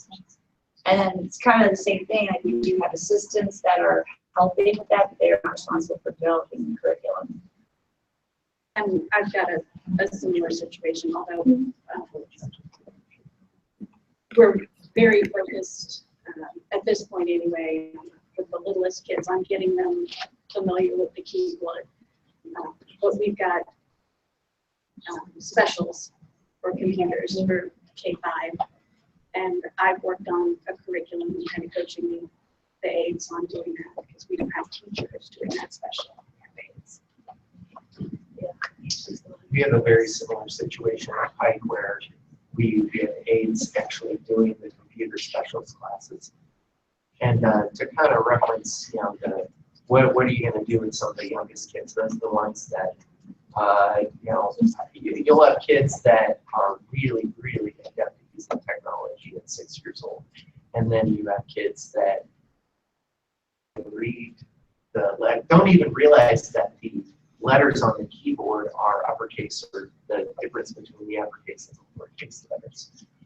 And I started, at least with the kindergartners that I had been working with, doing a somewhat guided inquiry, not so much on keyboarding, but on how to use the computer as a tool to get information. And started out with simply poems. I got the kids at 2 different schools really into Shel Silverstein's The Dirtiest Man in the World. But the difference between the 2 schools was we had a much higher concentration of very skilled kindergartners. So I had to move them much quicker to, getting out of the guided inquiry and actually getting more onto the computer, because I would start them out asking them questions. How are we going to look up this poem? I have this great poem I want to share with you. We would graduate on to other things, other topics that I would find. One of the things that I really got the kids interested into, a thing called the Big Blue, which was the largest recorded sound in history. And there's quite a bit of mystery behind it. I used that to go ahead and show the kids how they were they had to be really wary about information, whether or not it's factual and whether or not it's not factual. And it's amazing to see kindergartners really click and get, oh, not everything on the internet is true. But the biggest problem I had was working with 2 different schools, and the levels as far as the skill levels in those schools were widely different, because I went from working with one of our lowest performing elementary schools to working with the highest performing, and to see that difference, to see that big differentiation. It was a bit of a challenge, but at least at first. But really, you kind of just have to speed up that process a little bit. And it wasn't really all that hard to do once I got to that. Well, let's go back to the agenda item in evaluating integration. I think we gave some really good examples of integration, how that can help, and how can we get ourselves a seat at the table so that when evaluations are created for teachers, that we can make sure that this, like, a teacher knows how to, I keep going back to elementary, but a teacher needs to know how to teach a kid how to read. Do they do that? The methods that they use to do that are typically what's evaluated. Well, is technology use an important way to teach kids how to read? And so therefore, are we looking at that as one of the ways, or are we only using the 4 blocks method? Can they do the 4 blocks method? Or can they do whatever this other reading method it happens to be? Are we only doing the traditional ways, and are we still not evaluating teachers that they can teach, meaning technology is another method? And does technology need to be something that's separate or included, because there isn't a method that's listed, in an evaluation separate from technology? It's just in a teacher, what evidence do you see that a teacher can teach its students how to read? How does that work? So I put on there the tip chart. This is where we kind of started with our tip to teach people. We looked at different models and landed on this one, and what we're kind of doing, we're kind of approaching that, getting into evaluation. So how we've been using it currently, we even went as far as to take off the numbers and the progression at the top, so that teachers didn't see it as evaluatory, because in this program, it's very much a relationship between the tech and curriculum people and these teachers in the program. So we're using that as kind of a debrief. As we go in and observe lessons, we put the tip chart in front of them and say, okay, where would you put this lesson on this spectrum? We call it a spectrum at this point. And we've been doing that throughout our Tech to Teach program. Phase 2 of that would be to start bringing in the true evaluators into the fold and say, look, when we're going in and we're looking at technology integration, this is actually what we're looking at. And kind of starting to calibrate them a little bit, because right now our technology piece in our evaluation is, I don't want to dumb it down too much, but it's pretty much uses technology. Check mark and move on. So of course they have their overhead projector projecting to a Promethean board, and they get that check mark. So really working through that to really teach, really kind of calibrate our evaluators of what it can look like. We're not saying that the tip chart's all in, but it's a starting point. That's the kind of things that I was interested to see if they exist somewhere. I'm Kyle from Scienceville, and one of the things very similar to what we're hearing is our administrators are saying, hey, teachers are doing a great job using technology in the classroom, and we're running on all cylinders.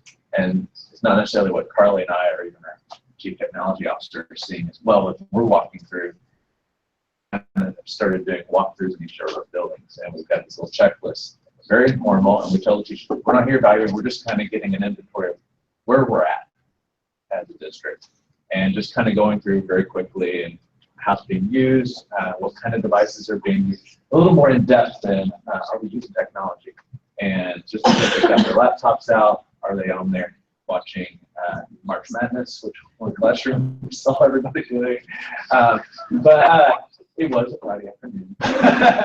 But it was one of those things that then now we can take this data back to those administrators and like, okay, this is kind of what we saw. And then it opens up those conversations with those administrators. When you go into class, I mean, what are you actually seeing?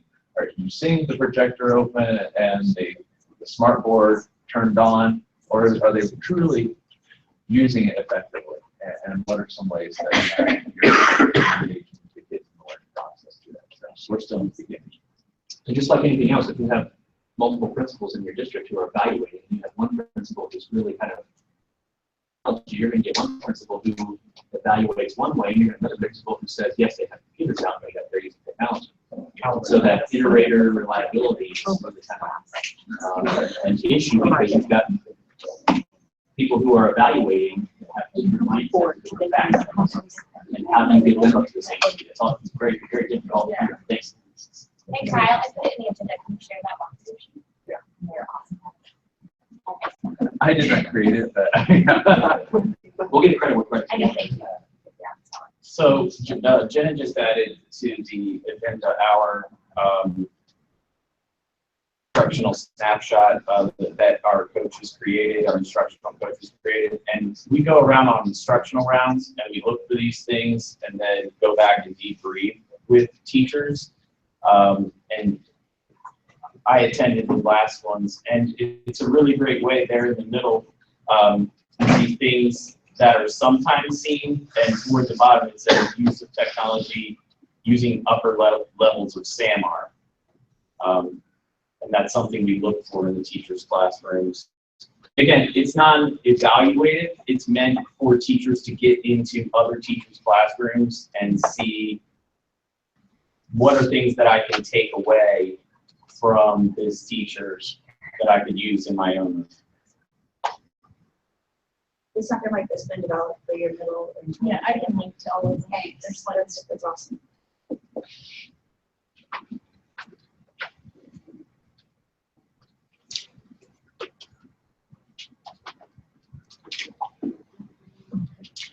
And then how do you then recognize teachers who are doing well? Teachers who are doing good things in your school, how do you pat them on the back? And let them know that they're doing good things and have good credits. I've talked about the badging before. We do that 4 times a year. And it's ways just to recognize. It works with our teachers. It's a little pat on the back. Our principals also started issuing a principal's badge, which I think is awesome because nobody knows except for her, the 2 or 3 people that she's going to recognize for something outstanding or something that may not be known to everybody. And it doesn't have to be tech-based, but that is just one area, one way that we've kind of had that opportunity to showcase and to say thank you so much. And the other thing we've started doing is we did them twice a year. They started out as tech slams, kind of from the Google Summit that they would do with the 2 or 3 minutes to showcase a tool. Well, now we've taken that to not just be technology based, it's instructional based as well. So we've had teachers showcase their morning meeting, which for 6th graders to sit on the floor and have that community has been really powerful. It's just an opportunity to share some things that are going on for teachers to, it's just been really helpful because again, not hearing it from me or from our instructional coach, but hearing it from a peer has really done a lot to increase, I think, teacher community, but also I want to try that. Can you come in and work, and do this together? So I've been really, really pleased with that kind of shift. That's just 2 things we tried, but it worked well. Anybody else see some badging?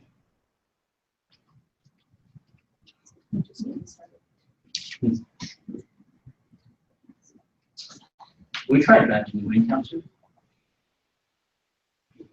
Put a lot of effort into it. And it did not take off in any way. Here's one of the badges that's right here on Scott's computer. He's actually the badge guy. We got in and designed badges and had this whole program set up where they had something outside their door. Honestly, teachers were just like, so they just didn't care. In anywhere, elementary, middle school, high school, we tried it. It just didn't work.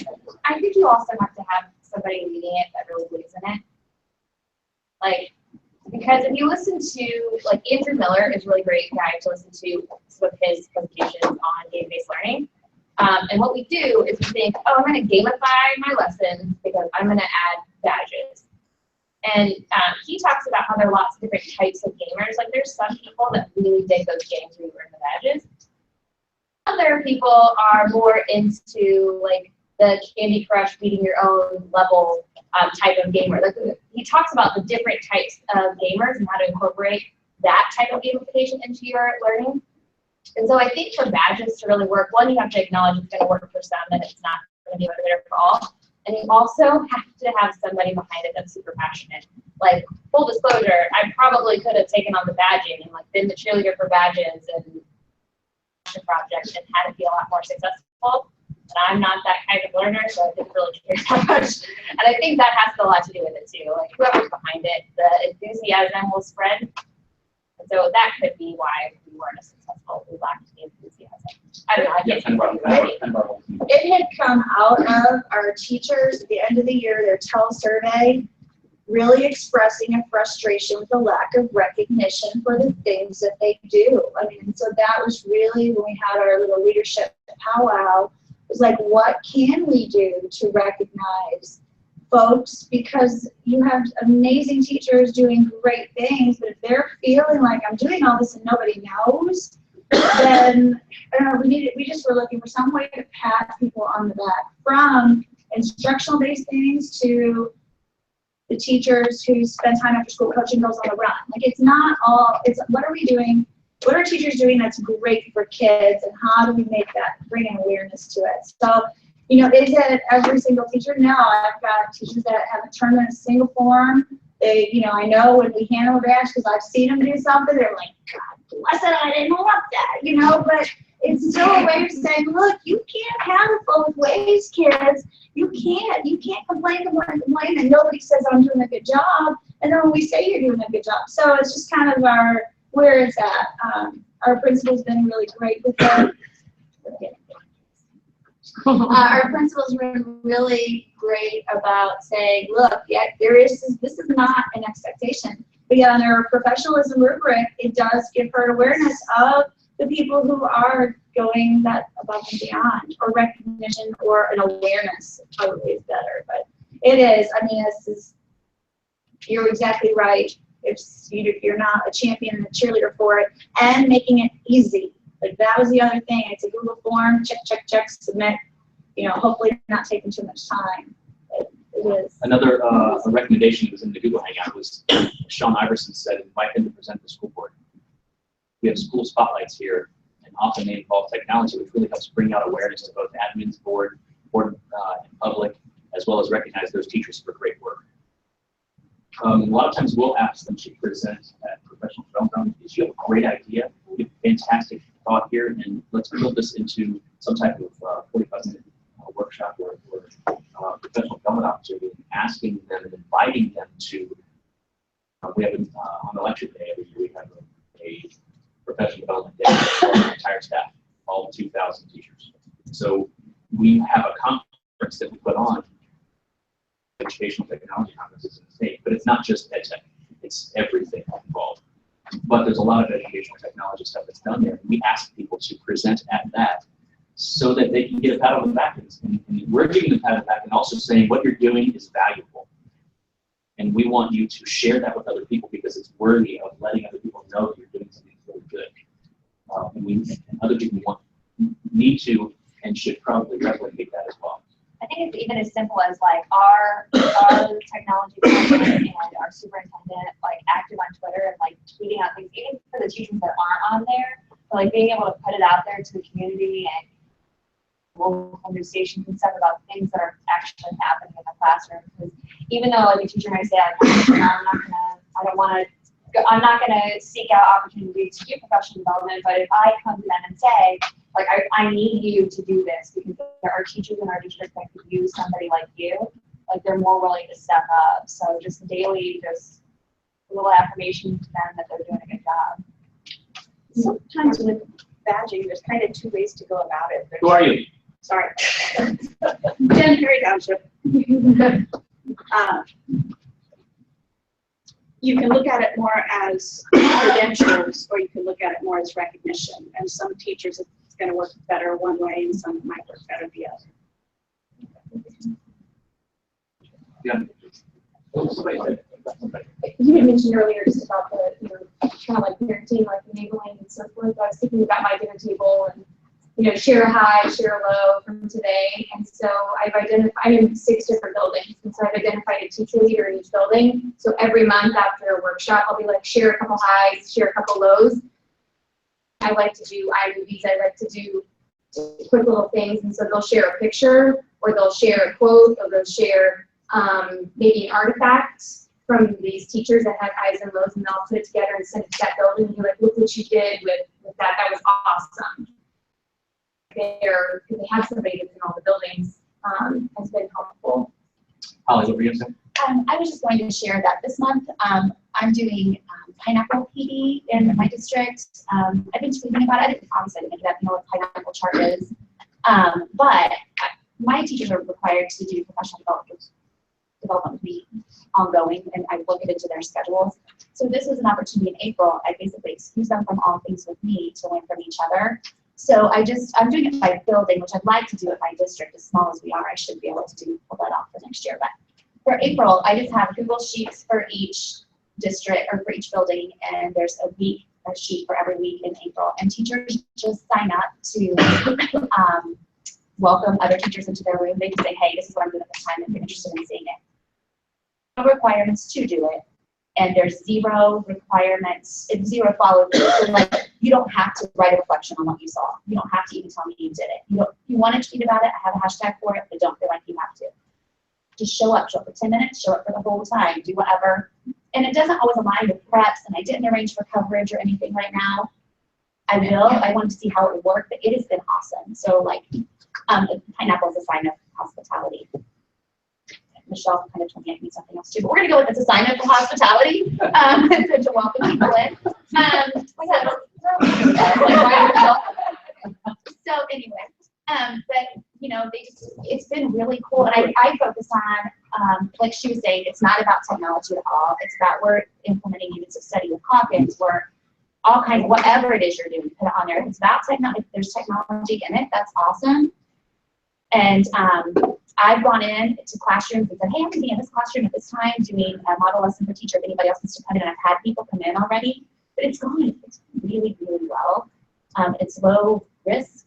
It's and they kind of get to choose what they're learning about, so it's great. We also I really focused on, like, if one of my biology teachers did a frog dissection, if you're a math teacher, don't look at that and think, what does that have to do with me teaching math? I'm not going. That is a huge opportunity to learn about classroom management. If you can manage 30 kids cutting up a frog, you can pretty much manage anything. So I try to like connect those dots for them. Like, it's not even about the activity, it's just about learning from the peers. So it's going really well, and it does give them recognition, ways to recognize each other. Yeah, something to offer. So it's gone really well. Teachers do ask for that. We have teachers who said, I really just like an opportunity to use it.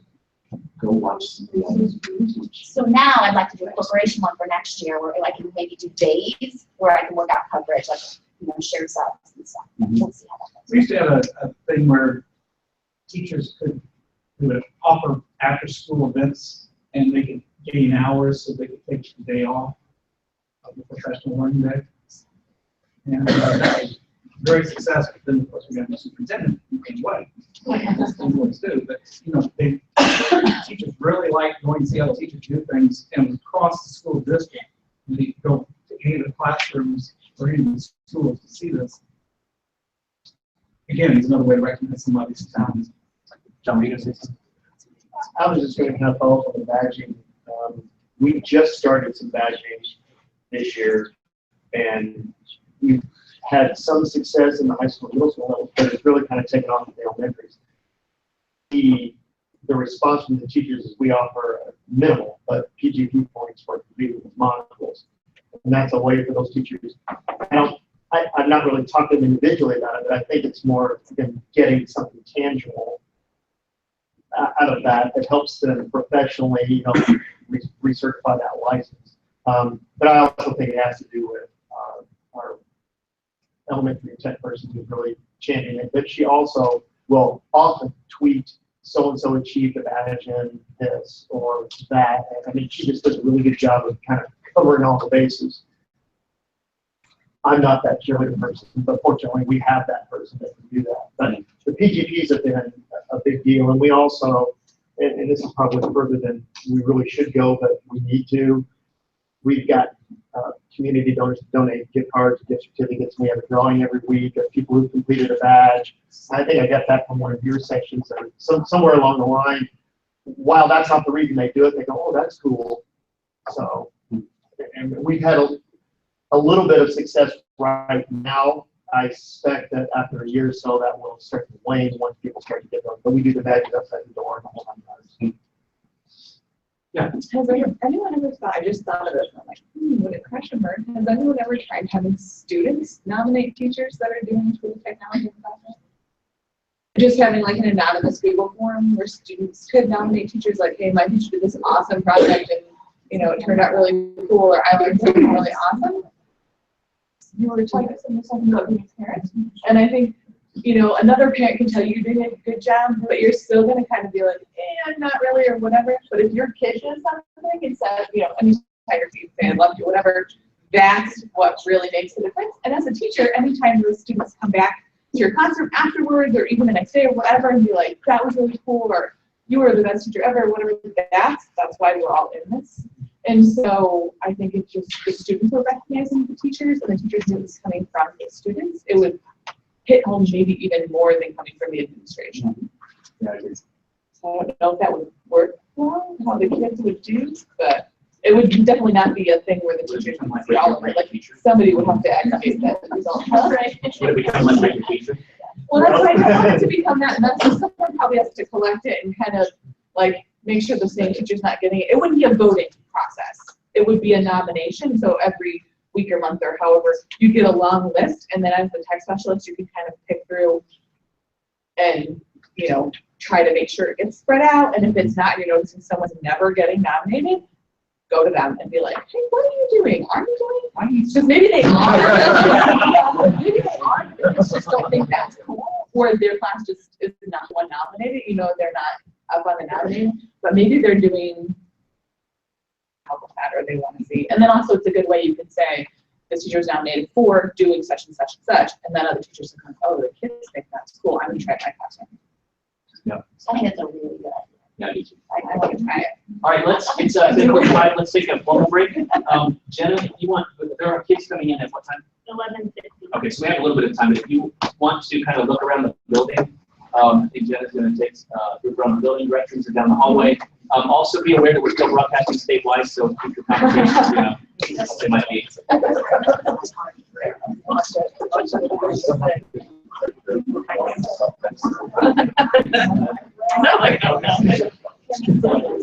Yeah. Yeah.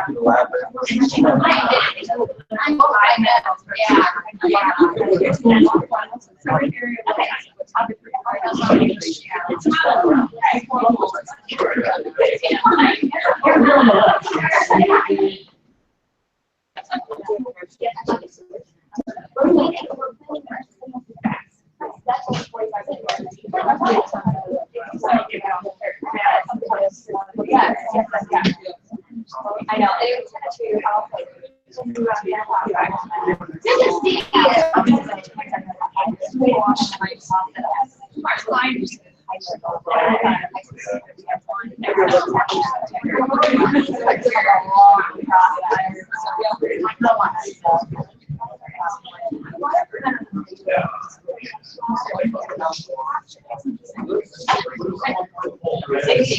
Classroom, but I have some that type of things classroom, and that's but we also have on our webpage, I will upgrade whatever template from basically your tips.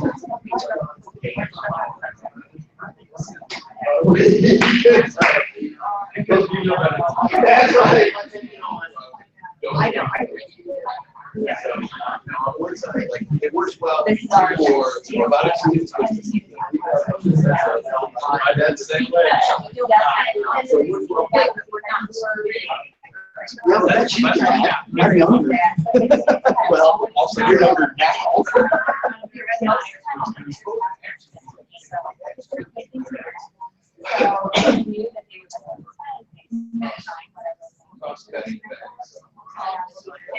We have been late.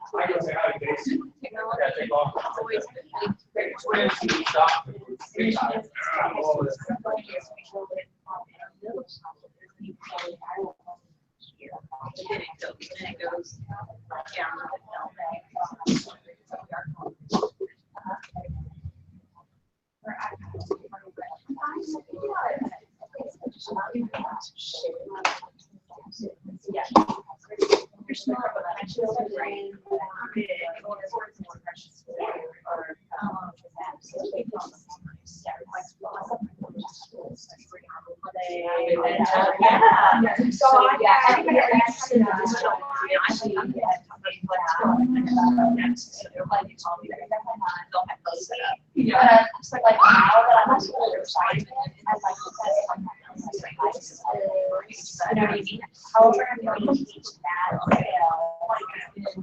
It serves that. Right, and I'm not trying to like it's they're divided into areas where you've got your base there, sort of age, so I can see that.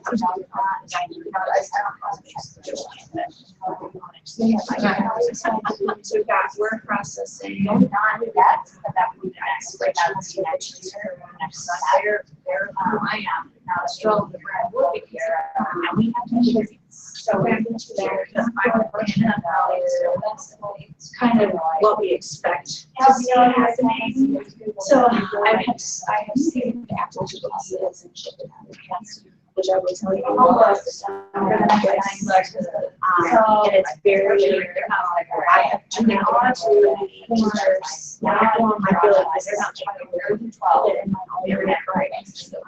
I also trust my skills. This is versus this is, I see it all like feel like I'm not bothered. There's like young things that they're going to work on. They have that capability. So now, otherwise, now it's just a mirror that never pushed there. right, so they're like, you know, an hour. So you're like, oh my God, Friday is just like, I'm here for it. Yeah, they already know, you know, the basics. So that's kind of yeah, and that's just possible. Right.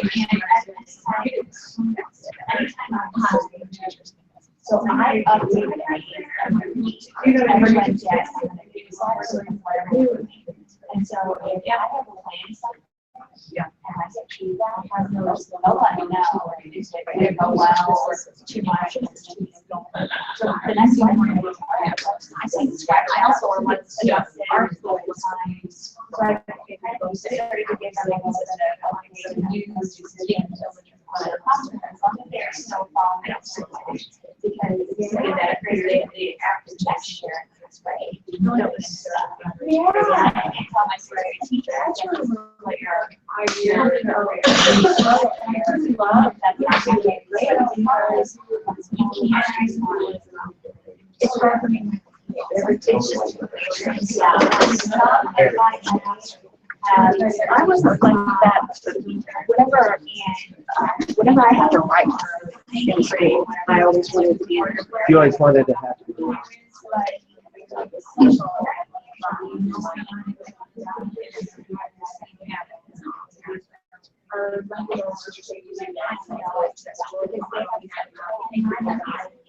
Again, there's hard places out there are times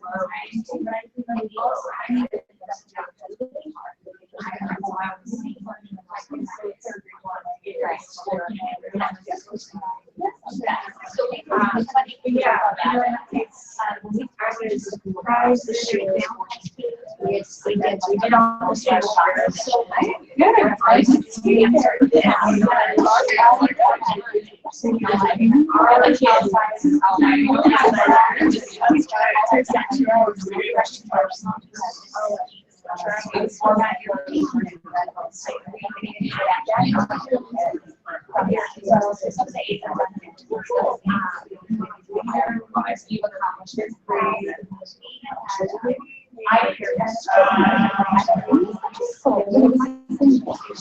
yeah, I had to like.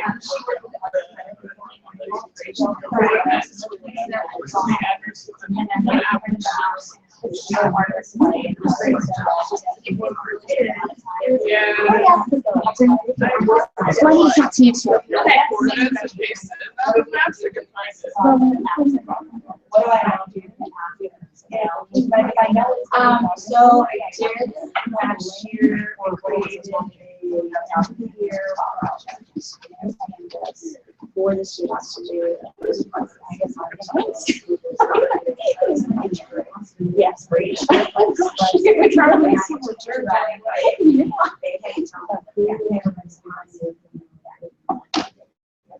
looked at those.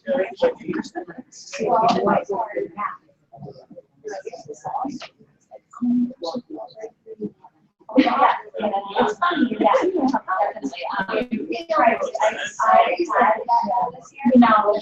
I started on this year. I grew. Yeah, I should get 70 years out. Maybe 1 year.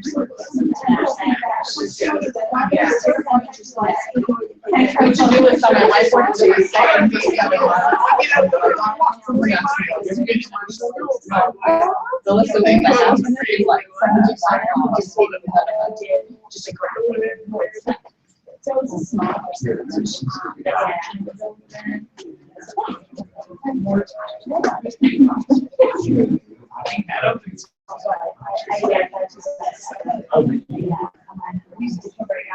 Oh my gosh, that's yeah, sorry.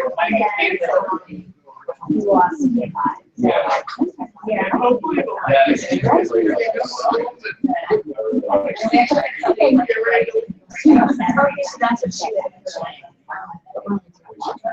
no, see, this is stuff like that. Oh, yeah.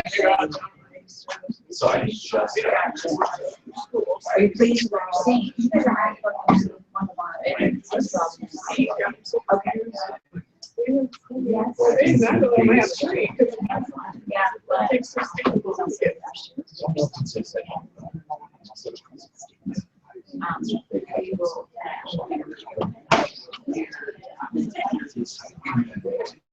Yeah.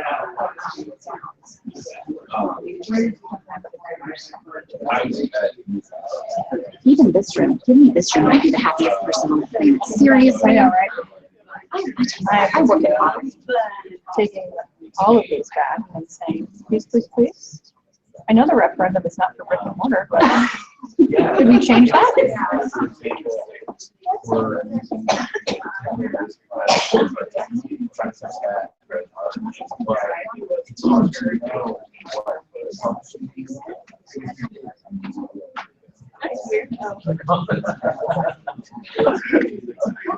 I was having trouble with doctors, I leaned against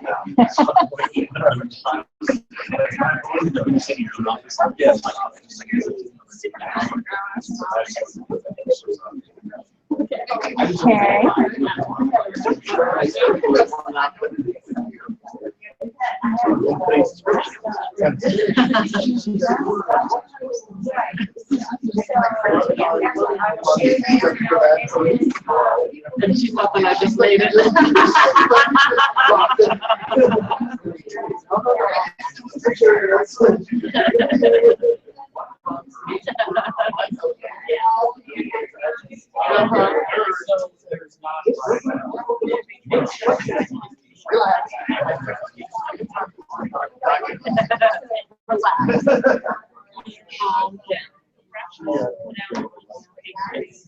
That's a big problem. I had to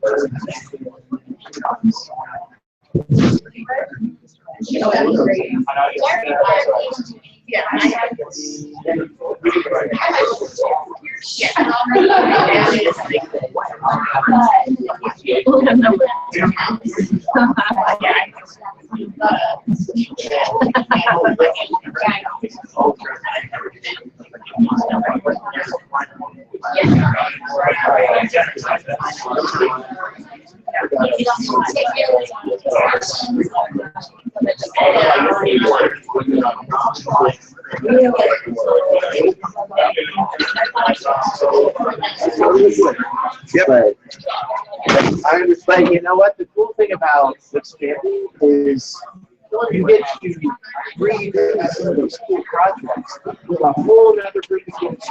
And you've learned from those mistakes. You've learned how you can improve that stuff.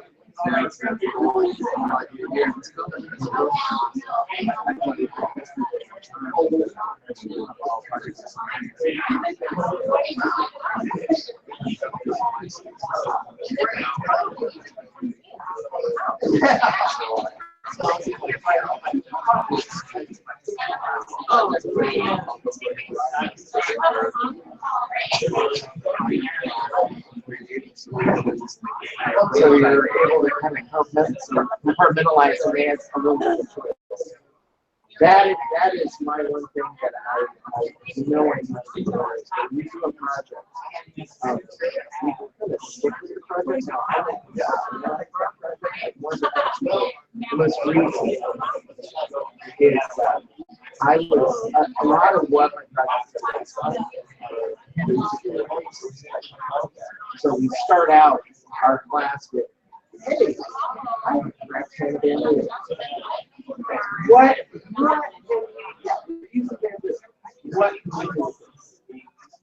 and I start out with doing research and then it branches out to projects.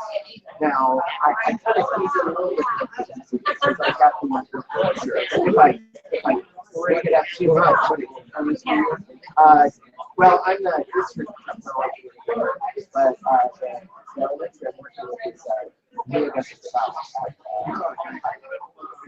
Oh, okay. Yeah. Yeah. Yes.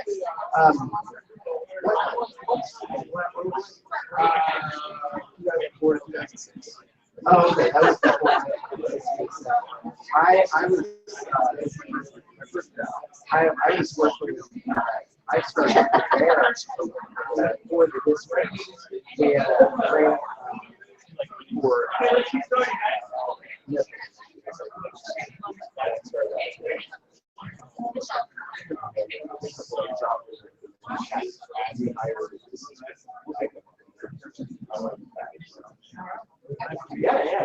I'm fine.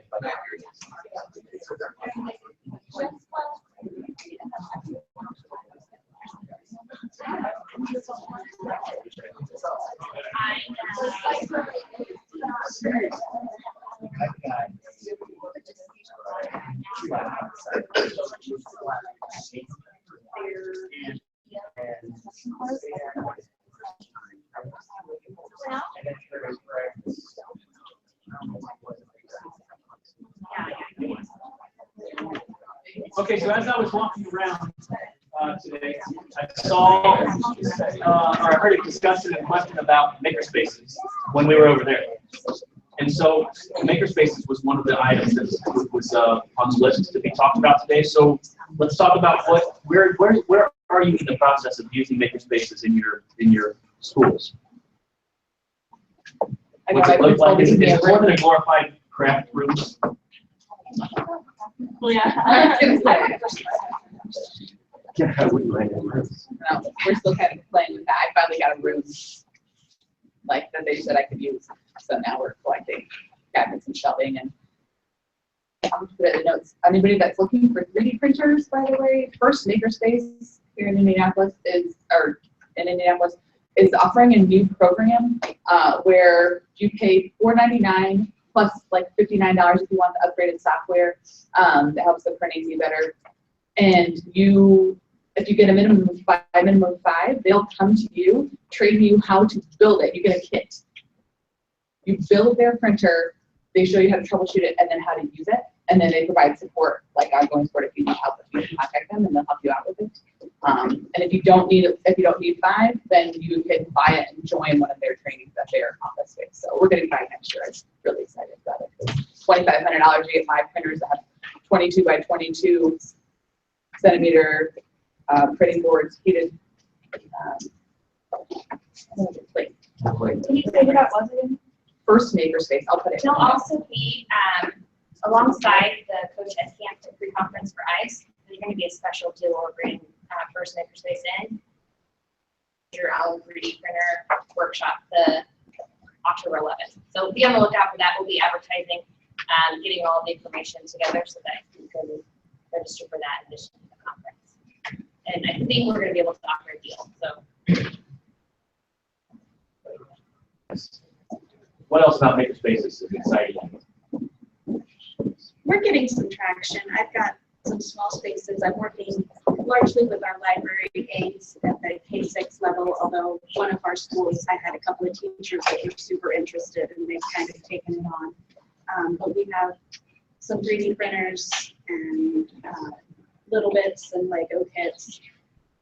And the way they're being implemented, again, it kind of differs from school to school depending on, but I've got one school where they've got a very thriving recess group that's in there all the time doing all kinds of different things with the different robots and the circuits and all kinds of things. And then we've got one of my high school librarians and one of our middle school librarians are very, very into it and do some really neat things, integrating with the classrooms, collaborating on lessons. So we're not where I want to be yet, and I really want to get my other high school and my other middle school on board. But we're starting to get somewhere, and I'm starting to get different teachers to work with us. So I've got some of the smallest, least expensive 3D printers, so we're able to have the $200 printers there, and the teachers can use them, kids can design, but I don't have the little guys touching them. They get too hot.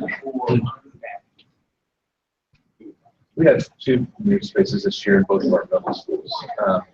And our media specialists are kind of spearheading both of those things. And they're doing Maker Mondays and different things. But one of the things we wanted to really do is get the classroom teachers on board and think, how could we utilize this space? And so we kind of, which we typically do, we didn't go to the teachers, we went to the kids. And so we have our student tech team play. Say, okay, now start brainstorming. What are some things you've done in class this year, last year, and projects that you've normally done that you could see using little bits, or you could see using the 3D printer? And we just started filling up the whiteboard. Well, in science, we do this, and what about if we did this in math? Then it was before one of our Flex E-Day, we had the teachers come in and just look and say, okay, now you take this idea and expand on it. Because the biggest thing is that I have no idea what a little bit is. And so I don't know how to do a 3D printing. I don't know anything about coding. So I don't feel comfortable bringing my kids into this space. And so we kind of did the reverse and brought the kids in who don't have that fear. I'll play. And I'll start making things with cardboard and things like that. And then how can I use that in the classroom? So it's starting to gain a little momentum. Yeah. I'm planning on doing some sessions with our summer PD over the summer, but some sessions on that are a little more focused. I tried last year to do just a couple of general maker sessions, and teachers just weren't quite there yet to know what that is, or if it was too vague. So this year we're focusing in. I'm doing one that's circuits, electronics, and robots, and one that's particularly 3D design and printing. But I'm definitely starting to see more interest and more curiosity. I'm excited about where we're going. Definitely. The makerspace that I go ahead and run at one of our elementary schools, the for us is what resources can we collect, and looking at those resources, can we move forward with as far as those resources. So a lot of times when I start something with the kids, I'll give you an example. We had hard drives from Tech Disposal, and I was like, we started out taking them apart, of course, and then I had the kids get online and do research. And I have a couple of websites that I steer them towards, one of them being Instructables. And I was like, let's find what we can do with these resources that we have. And I think kind of keeping it open-ended with that is nice, because the kids kind of get a little bit more ownership of what they want to do. We had kids that took a hard drive and turned it into a speaker. We even talked about a little bit about alternative energy. Sometimes it gets a little bit broad, so I kind of bring it back in a little bit. So, but the kids really like being able to kind of start with what resources do we have? Let's explore and then see what can we do with this hard drive. We make a ribbon generator, which one of the kids found out. Unfortunately, I also had a kid that tried to make a ninja star out of a hard drive platter. Yeah, I had to totally nix that by saying, "I don't want me to get fired, do you?" So, but when my biggest problem with Makerspace is money, honestly. Luckily, I have a really good knack for use in a variety of different places, although we did just get rid of the building that housed all of our surplus equipment, so now that job has become a little bit harder.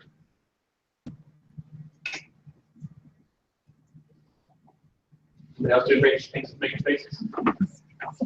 We use the classrooms across the hall for big Makerspaces. That's basically what we do. When students come over here, we have a lot of supplies that we provide them with, but the lessons we're teaching over there tie back to what they're doing in the classroom and provide them with literacy and hands-on experiences to apply what they've learned about. So space in the whole building, but again, this is just the first school year we've had it, but we're starting to see pockets of this type of flexible space in the classrooms now and in our media centers in the schools. So we kind of use this as a springboard for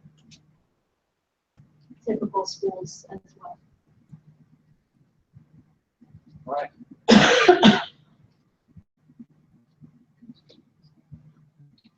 So what about virtual reality, augmented reality, IR, VR, UR, AR?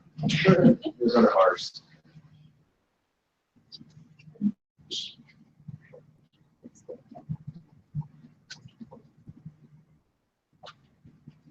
Anybody doing anything with virtual reality, augmented reality? You are. I are. We do expeditions. Expeditions. A couple teachers and I wrote a grant for an expeditions kit, and we've gotten that implemented into classrooms. One teacher finds out about it, they talk to another teacher, and then it just explodes. So we've had it in just one building so far, and they absolutely think it's the coolest thing ever.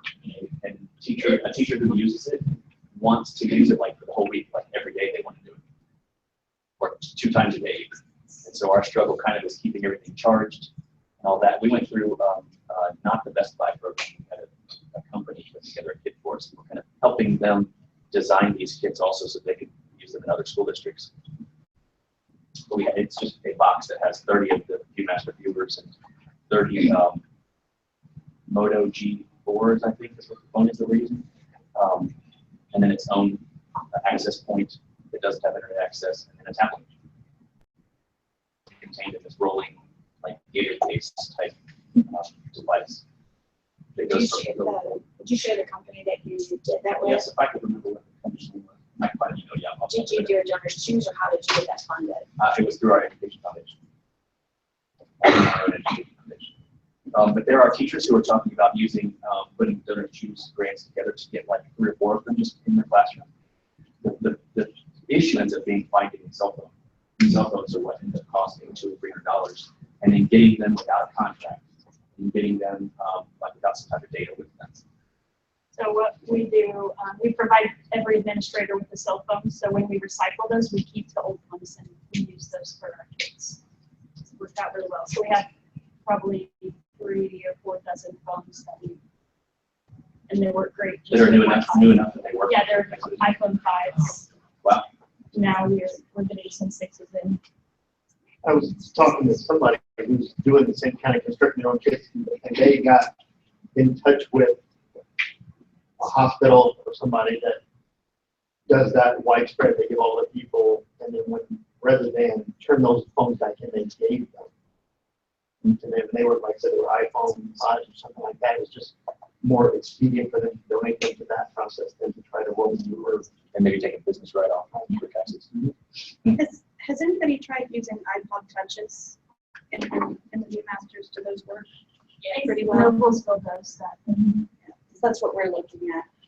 We have a teacher that has 5 iPods and 1. viewers, so that if students are bringing their own device, we can have them and get some type of access for them, like access to the screen. But yeah, we just have them.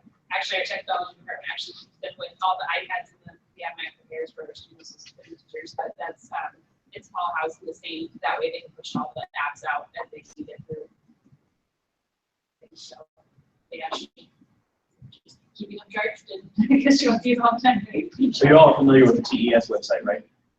I'm assuming that if you know Google Expedition, you know about the TES website that has lessons that are built around Google Expeditions. And then there's also the spreadsheet that somebody's put together that has the list of. Does anybody know of any? Does anybody know of any other resources that are out there that have been categorized?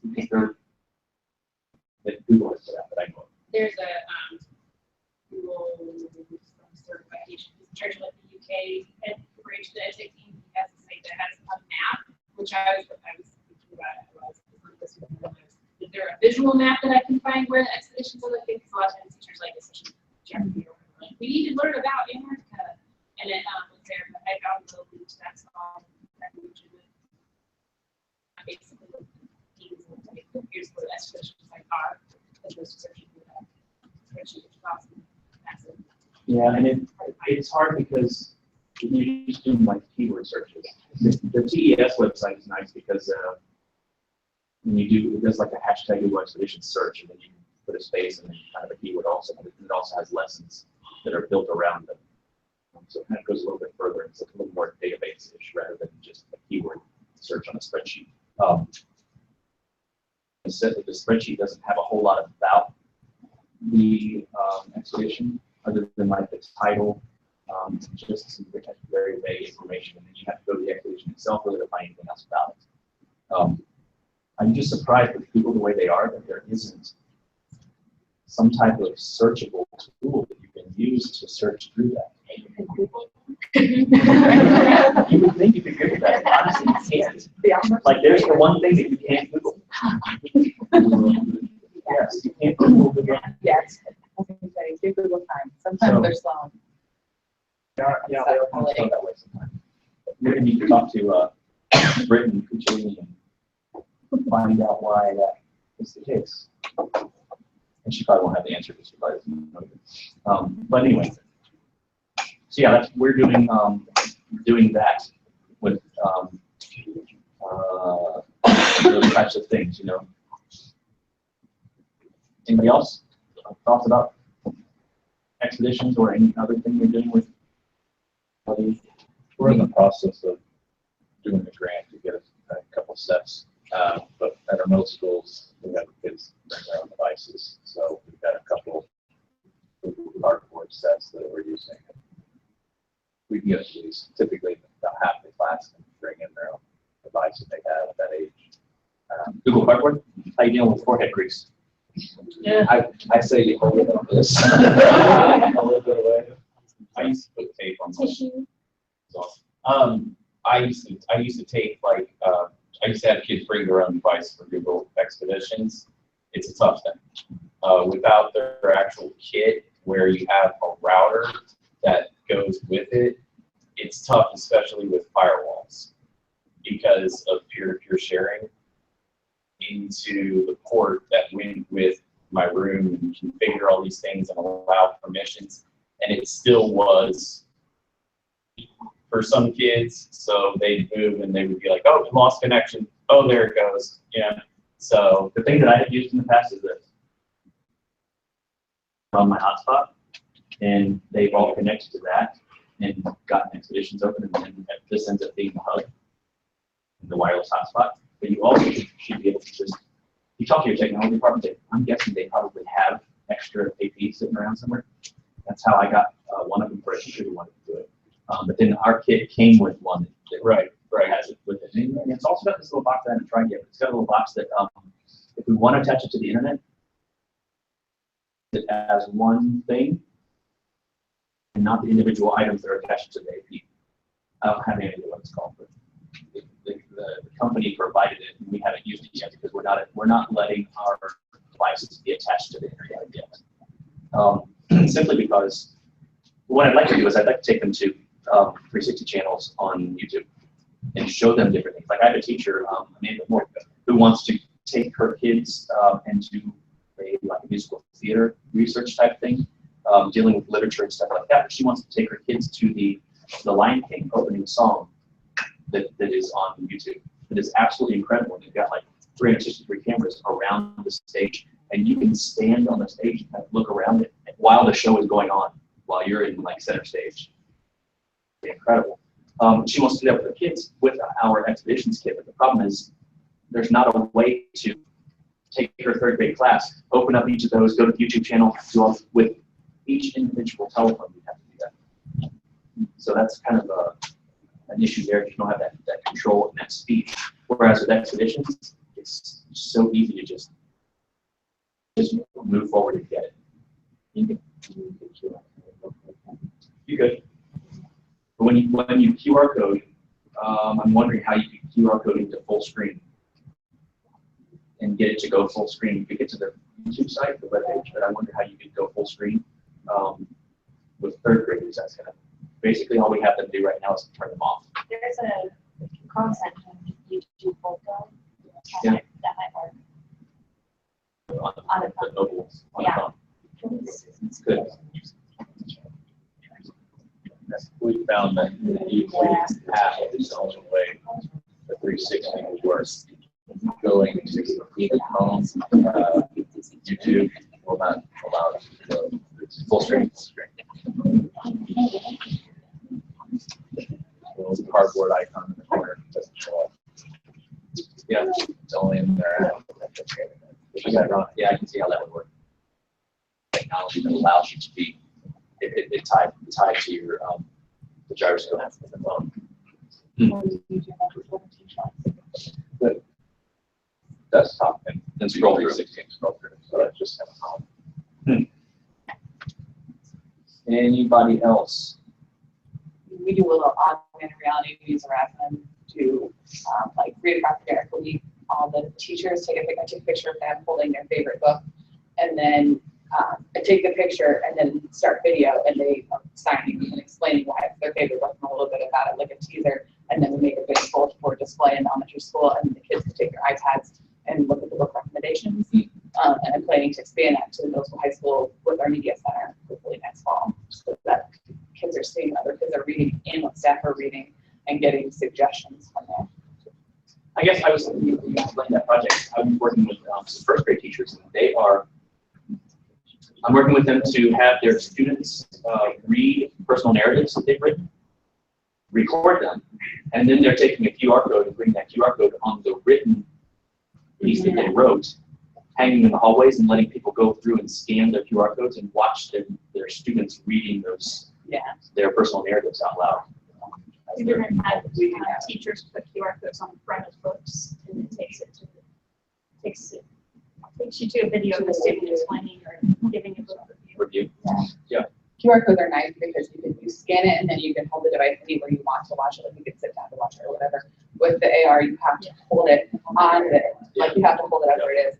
It's that kind of cool factor in that when I take the picture and then start the video right away, it looks like the picture comes to life. Yeah. Which is kind of cool. But yeah, the kids use QR codes for almost all their projects. We make timelines in the hallway and all the timelines with QR codes down them.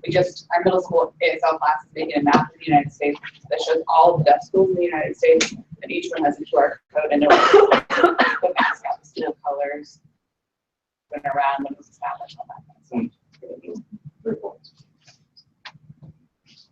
All right, well, let's move on to student tech teams. How many of you had one? And of course, DOE left, and we don't have them to sit here about HSDL, but I put a link to HSDL here under student tech teams. Some people asked questions about this, so yeah, go ahead. Yes, go ahead. No. It's just some people asked questions about it and wanted to talk about it, so let's talk about it. Sure. So Greenfield Central volunteered to be the host, basically to have the building where usually Michelle Green is the one who's kind of like her baby. These are student digital leaders. Basically, if you have any type of tech team, whether that be digital citizenship team or just like a team that promotes using technology positively, or if it's actually like a tech team that like does you know, to kids that go into classrooms to help teachers utilize it, any type of team at all. Okay, and we had those 5th graders be able to attend the conference, which was new. 6th grade had been the previous lowest grade level invited to the conference, but they have, you know, K-12. But we had groups from all around the state that just came in, usually with their sponsor, and we had Ginger Lumen serve as keynote for them, and then had different sessions. Some of the sessions were led by sponsors that have a group, and like, what do we do? Kind of showcasing them, or the students actually leading a group, what do they do, and how, what are, you know, what's their unique spin to leading sessions for students to learn things, or for sponsors who didn't have a group yet but wanted to try one out and kind of learn about, you know, how to. So it's really just it has a plus community. They do some Twitter activity as well. Just trying to make sure that we can kind of work together to get our students as leaders and give them an outlet that's unique. I think trying to get more and more student-driven sessions at the conferences. They have usually a smaller. She's looking for different ways. Speaking with us, we're still in communication with her about the conference and follow up, but they try to do like a local kind of a smaller fall event and a large spring event. They're looking for different ideas of how to get students involved. The hardest thing is just pick a day where people can actually attend. Sometimes school days work better because if you wait in spring, then it's, you know, you wait past all the bad weather, then it starts everybody spring breaks and kind of get, or sporting events or whatever. So you end up having a lot of conflict that I've been able to attend the conference and then also help host the conference. And so with our high school tech cadets, we've started a little junior high tech cadet kind of program as well in our junior high as we've come up with there too. So we actually had a 4, 5, 6 coding club, just about 40 graders unfortunately as well from one of our Canadian schools. So after school club, we have our tech cadets who are actually earning credit in the business department at the high school. So lots of different opportunities for your students just to get involved, and like I said, it really supports any type of work you're doing with students, any type of digital based team.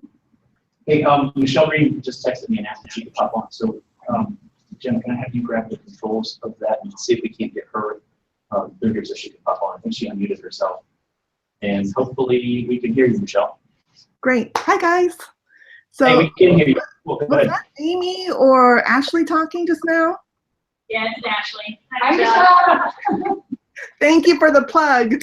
So HSDL is definitely my baby, and I see a number of HSDL advisors in the room, so you guys all rock.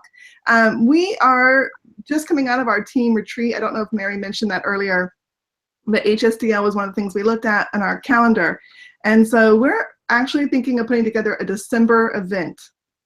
Yeah, I know, it's a little crazy, December, not any better than February or March, but that's what we're looking at doing. And if you have thoughts or ideas, feel free to reach out to me, but we're actually looking at having a vendor or a sponsor, if you would, come in and present workshops, get us kind of started for those new clubs. And then, as Ashley mentioned, really the goal, the ultimate goal for HSDL is to have student-led sessions. I know Mary made the plug. If you have an existing team, I know Susan's team has already put in a proposal. Maybe there's another person in the room, because I know we've got 3 in there right now, but we have at least 8 spots to fill.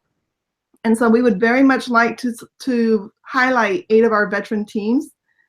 I see Robbie over there connected. Oh, you don't have to put me on the big camera. I could turn this off. We want to see your pretty face. For people who may not. Right. Okay. So anyway, I encourage you, even if you're not really active in HSDL as the program, because quite honestly, you can have a student tech team and not even be connected to the other advisors. I encourage you to be a part of the bigger conversation about what's happening in our state. We are really reaching some great momentum. I think the rest of the world is realizing student tech teams. How many of you went to the Google Summit last weekend? I couldn't, it was Palm Sunday, but you know, yay for you. I was jealous following you on Skype or on Twitter. Did you notice how big student tech teams was? You know, Jenny, I know, talked about it quite a bit. It's been getting elevated the last 2 years. We were way ahead of the curve But as a whole, we need to tighten up our connectivity around this in our schools across the state. So if you're not part of HSDL and you're doing a student tech team, I strongly encourage you to become part of the advisor community so that we can strengthen each other. And then if you do have an existing team, I strongly encourage you to apply to be part of the ICE showcase. It will be a really nice experience. Your kids can go for free on Friday. If you're already planning to attend ICE, you can enlist someone to bring your kids on Friday, and they will get in for free as well. And that way you can make sure that your kids are there, but you get to have your learning experience as well Wednesday and Thursday. So if you have any questions, Michelle's back there. Well, you know where I am, not there. But you can get a hold of me at my email, and it's in the Google Doc. So that's pretty much all I have to say. Thanks. Cool. Thanks, Michelle, for being available and for talking and chatting with us. Well, thanks for letting me pop in. I appreciate it. Bye, guys.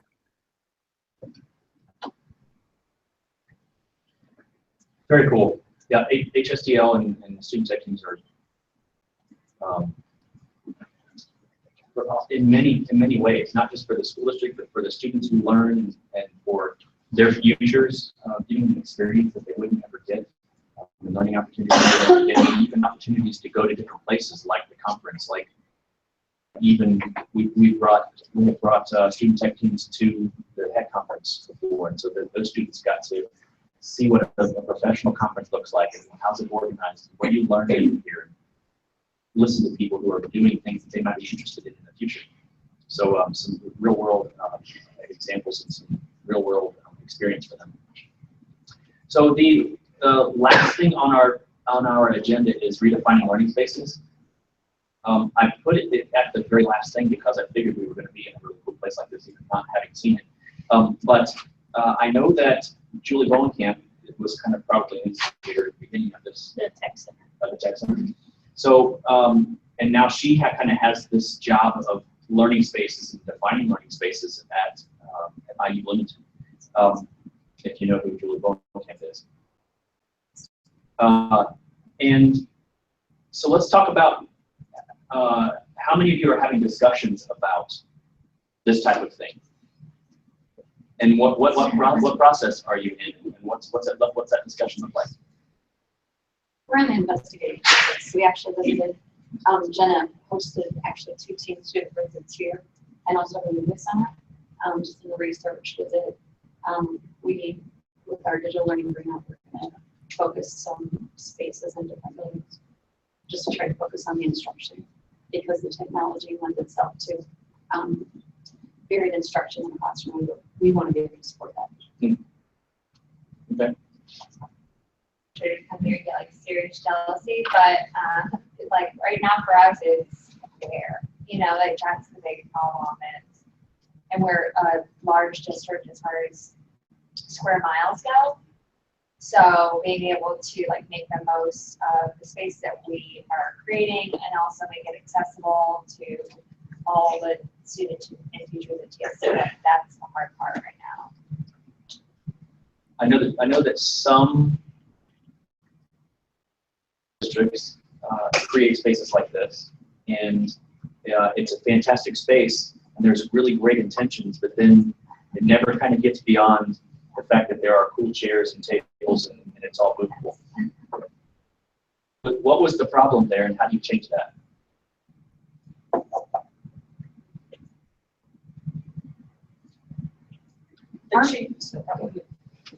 The change probably needs to be coming not from a, oh wow, that looks cool, but ideas of what you want to do with the space. That sounds awfully like EdTech. Oh, that's cool. Technical expeditions is very cool, but used in not a learning way, it's just cool. That's all it is. In the past couple of years, we've had a lot of teachers write donors achieve grants to get redefined seating or alternative seating, and it's just giving you chairs and not changing the learning environment at all. So as we've been doing our renovations at the tech center here and in our high school, we're really modeling for teachers how you can rearrange the room to various needs. You might have some kids in the corner reading quietly. You might have some kids at a table like this working collaboratively. So we've really tried to promote why you should change your learning space, and then to help facilitate that. We're also getting, in 2 years, we're opening a new elementary school, or building a new elementary school. So all of these conversations are already happening about what classrooms are going to look like in this new school. And we're getting teachers to kind of pilot redefined classrooms before they could potentially move into that new elementary school and teach in that every day.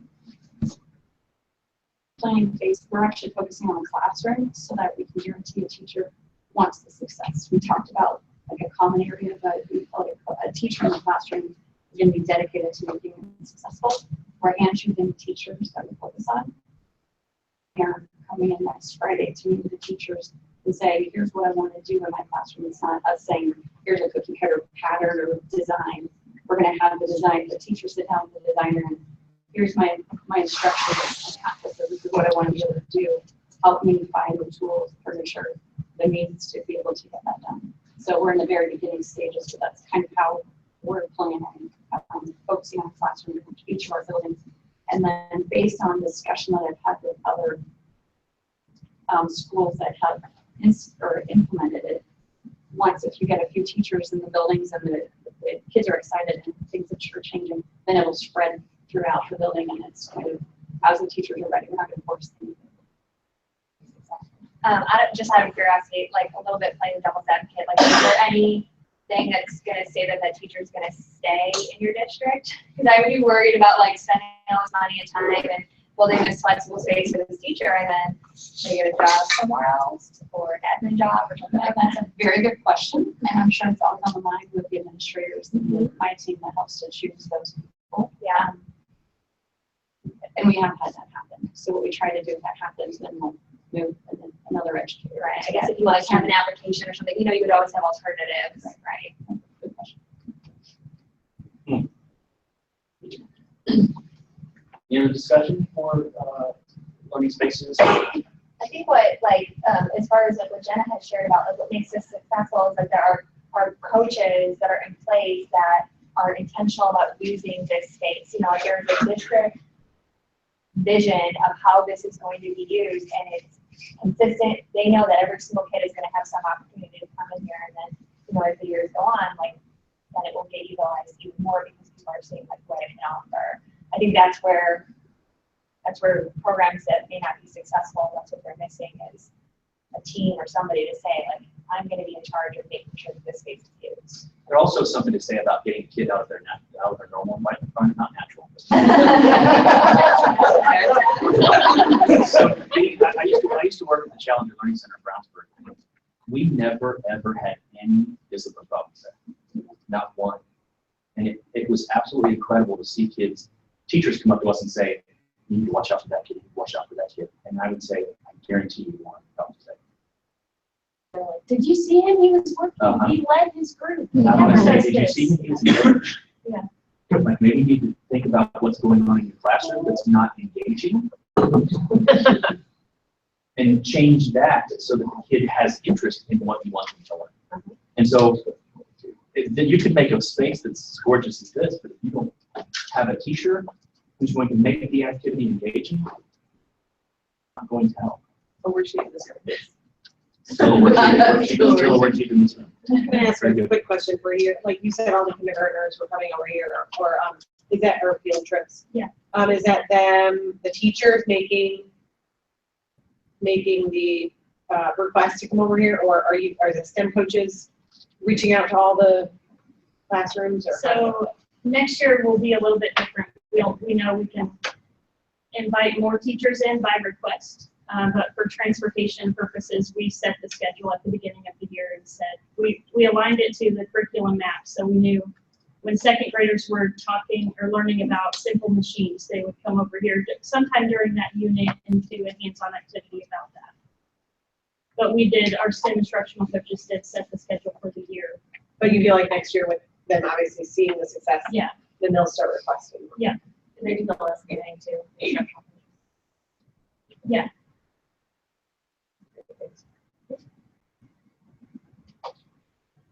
Okay, we are about 20 minutes early, but I did want to tell you, please be aware there's a link for the summer learning conferences that are listed. Agenda, you can click on that and find out about those. Anybody in this room raise your hand leading one? Fantastic. Anybody planning to attend one? Fantastic. Fantastic. And remember that the ICE conference is coming up in October. What are the dates? 11th is pre-conference, 12th and 13th. 11th is pre-conference. That's the coach camp. Coach camp, and then Some other stuff. the other pre-conference opportunities. Yeah, and then the 12th and 13th is the official conference. You have to be attending, I just got a coach. Yeah. And then we have conferences November 8th, 9th, and 10th. I know that the ICE conference has typically been a little bit later and it's been fall break type of things. So personally, I'm really glad that it's not during our fall break because typically my fall break is either other PE or family time stuff. So I usually take off and I don't have anything with the ICE conference. I'm excited that it's not during our fall break. Yeah. I get to go. It's a little interesting, no matter when you have it, because our conference is for coaches, administrators, and teachers. Fall break, you hear, my principal, I can't go, my principal won't send me, and then when it's over fall break, you have folks that are like, gosh, you can just do it during school. So we'll see. This one hits about half of fall breaks. The other half not, so interesting. Anything else good for the cause of the group? Thank you so much for coming. Have a fantastic next couple of months. Our next meeting is September 6th, and I believe it's at Wayne Town. We will host. It won't be as fabulous as here. However, it'll still be fabulous. Right. Thanks for coming today, guys.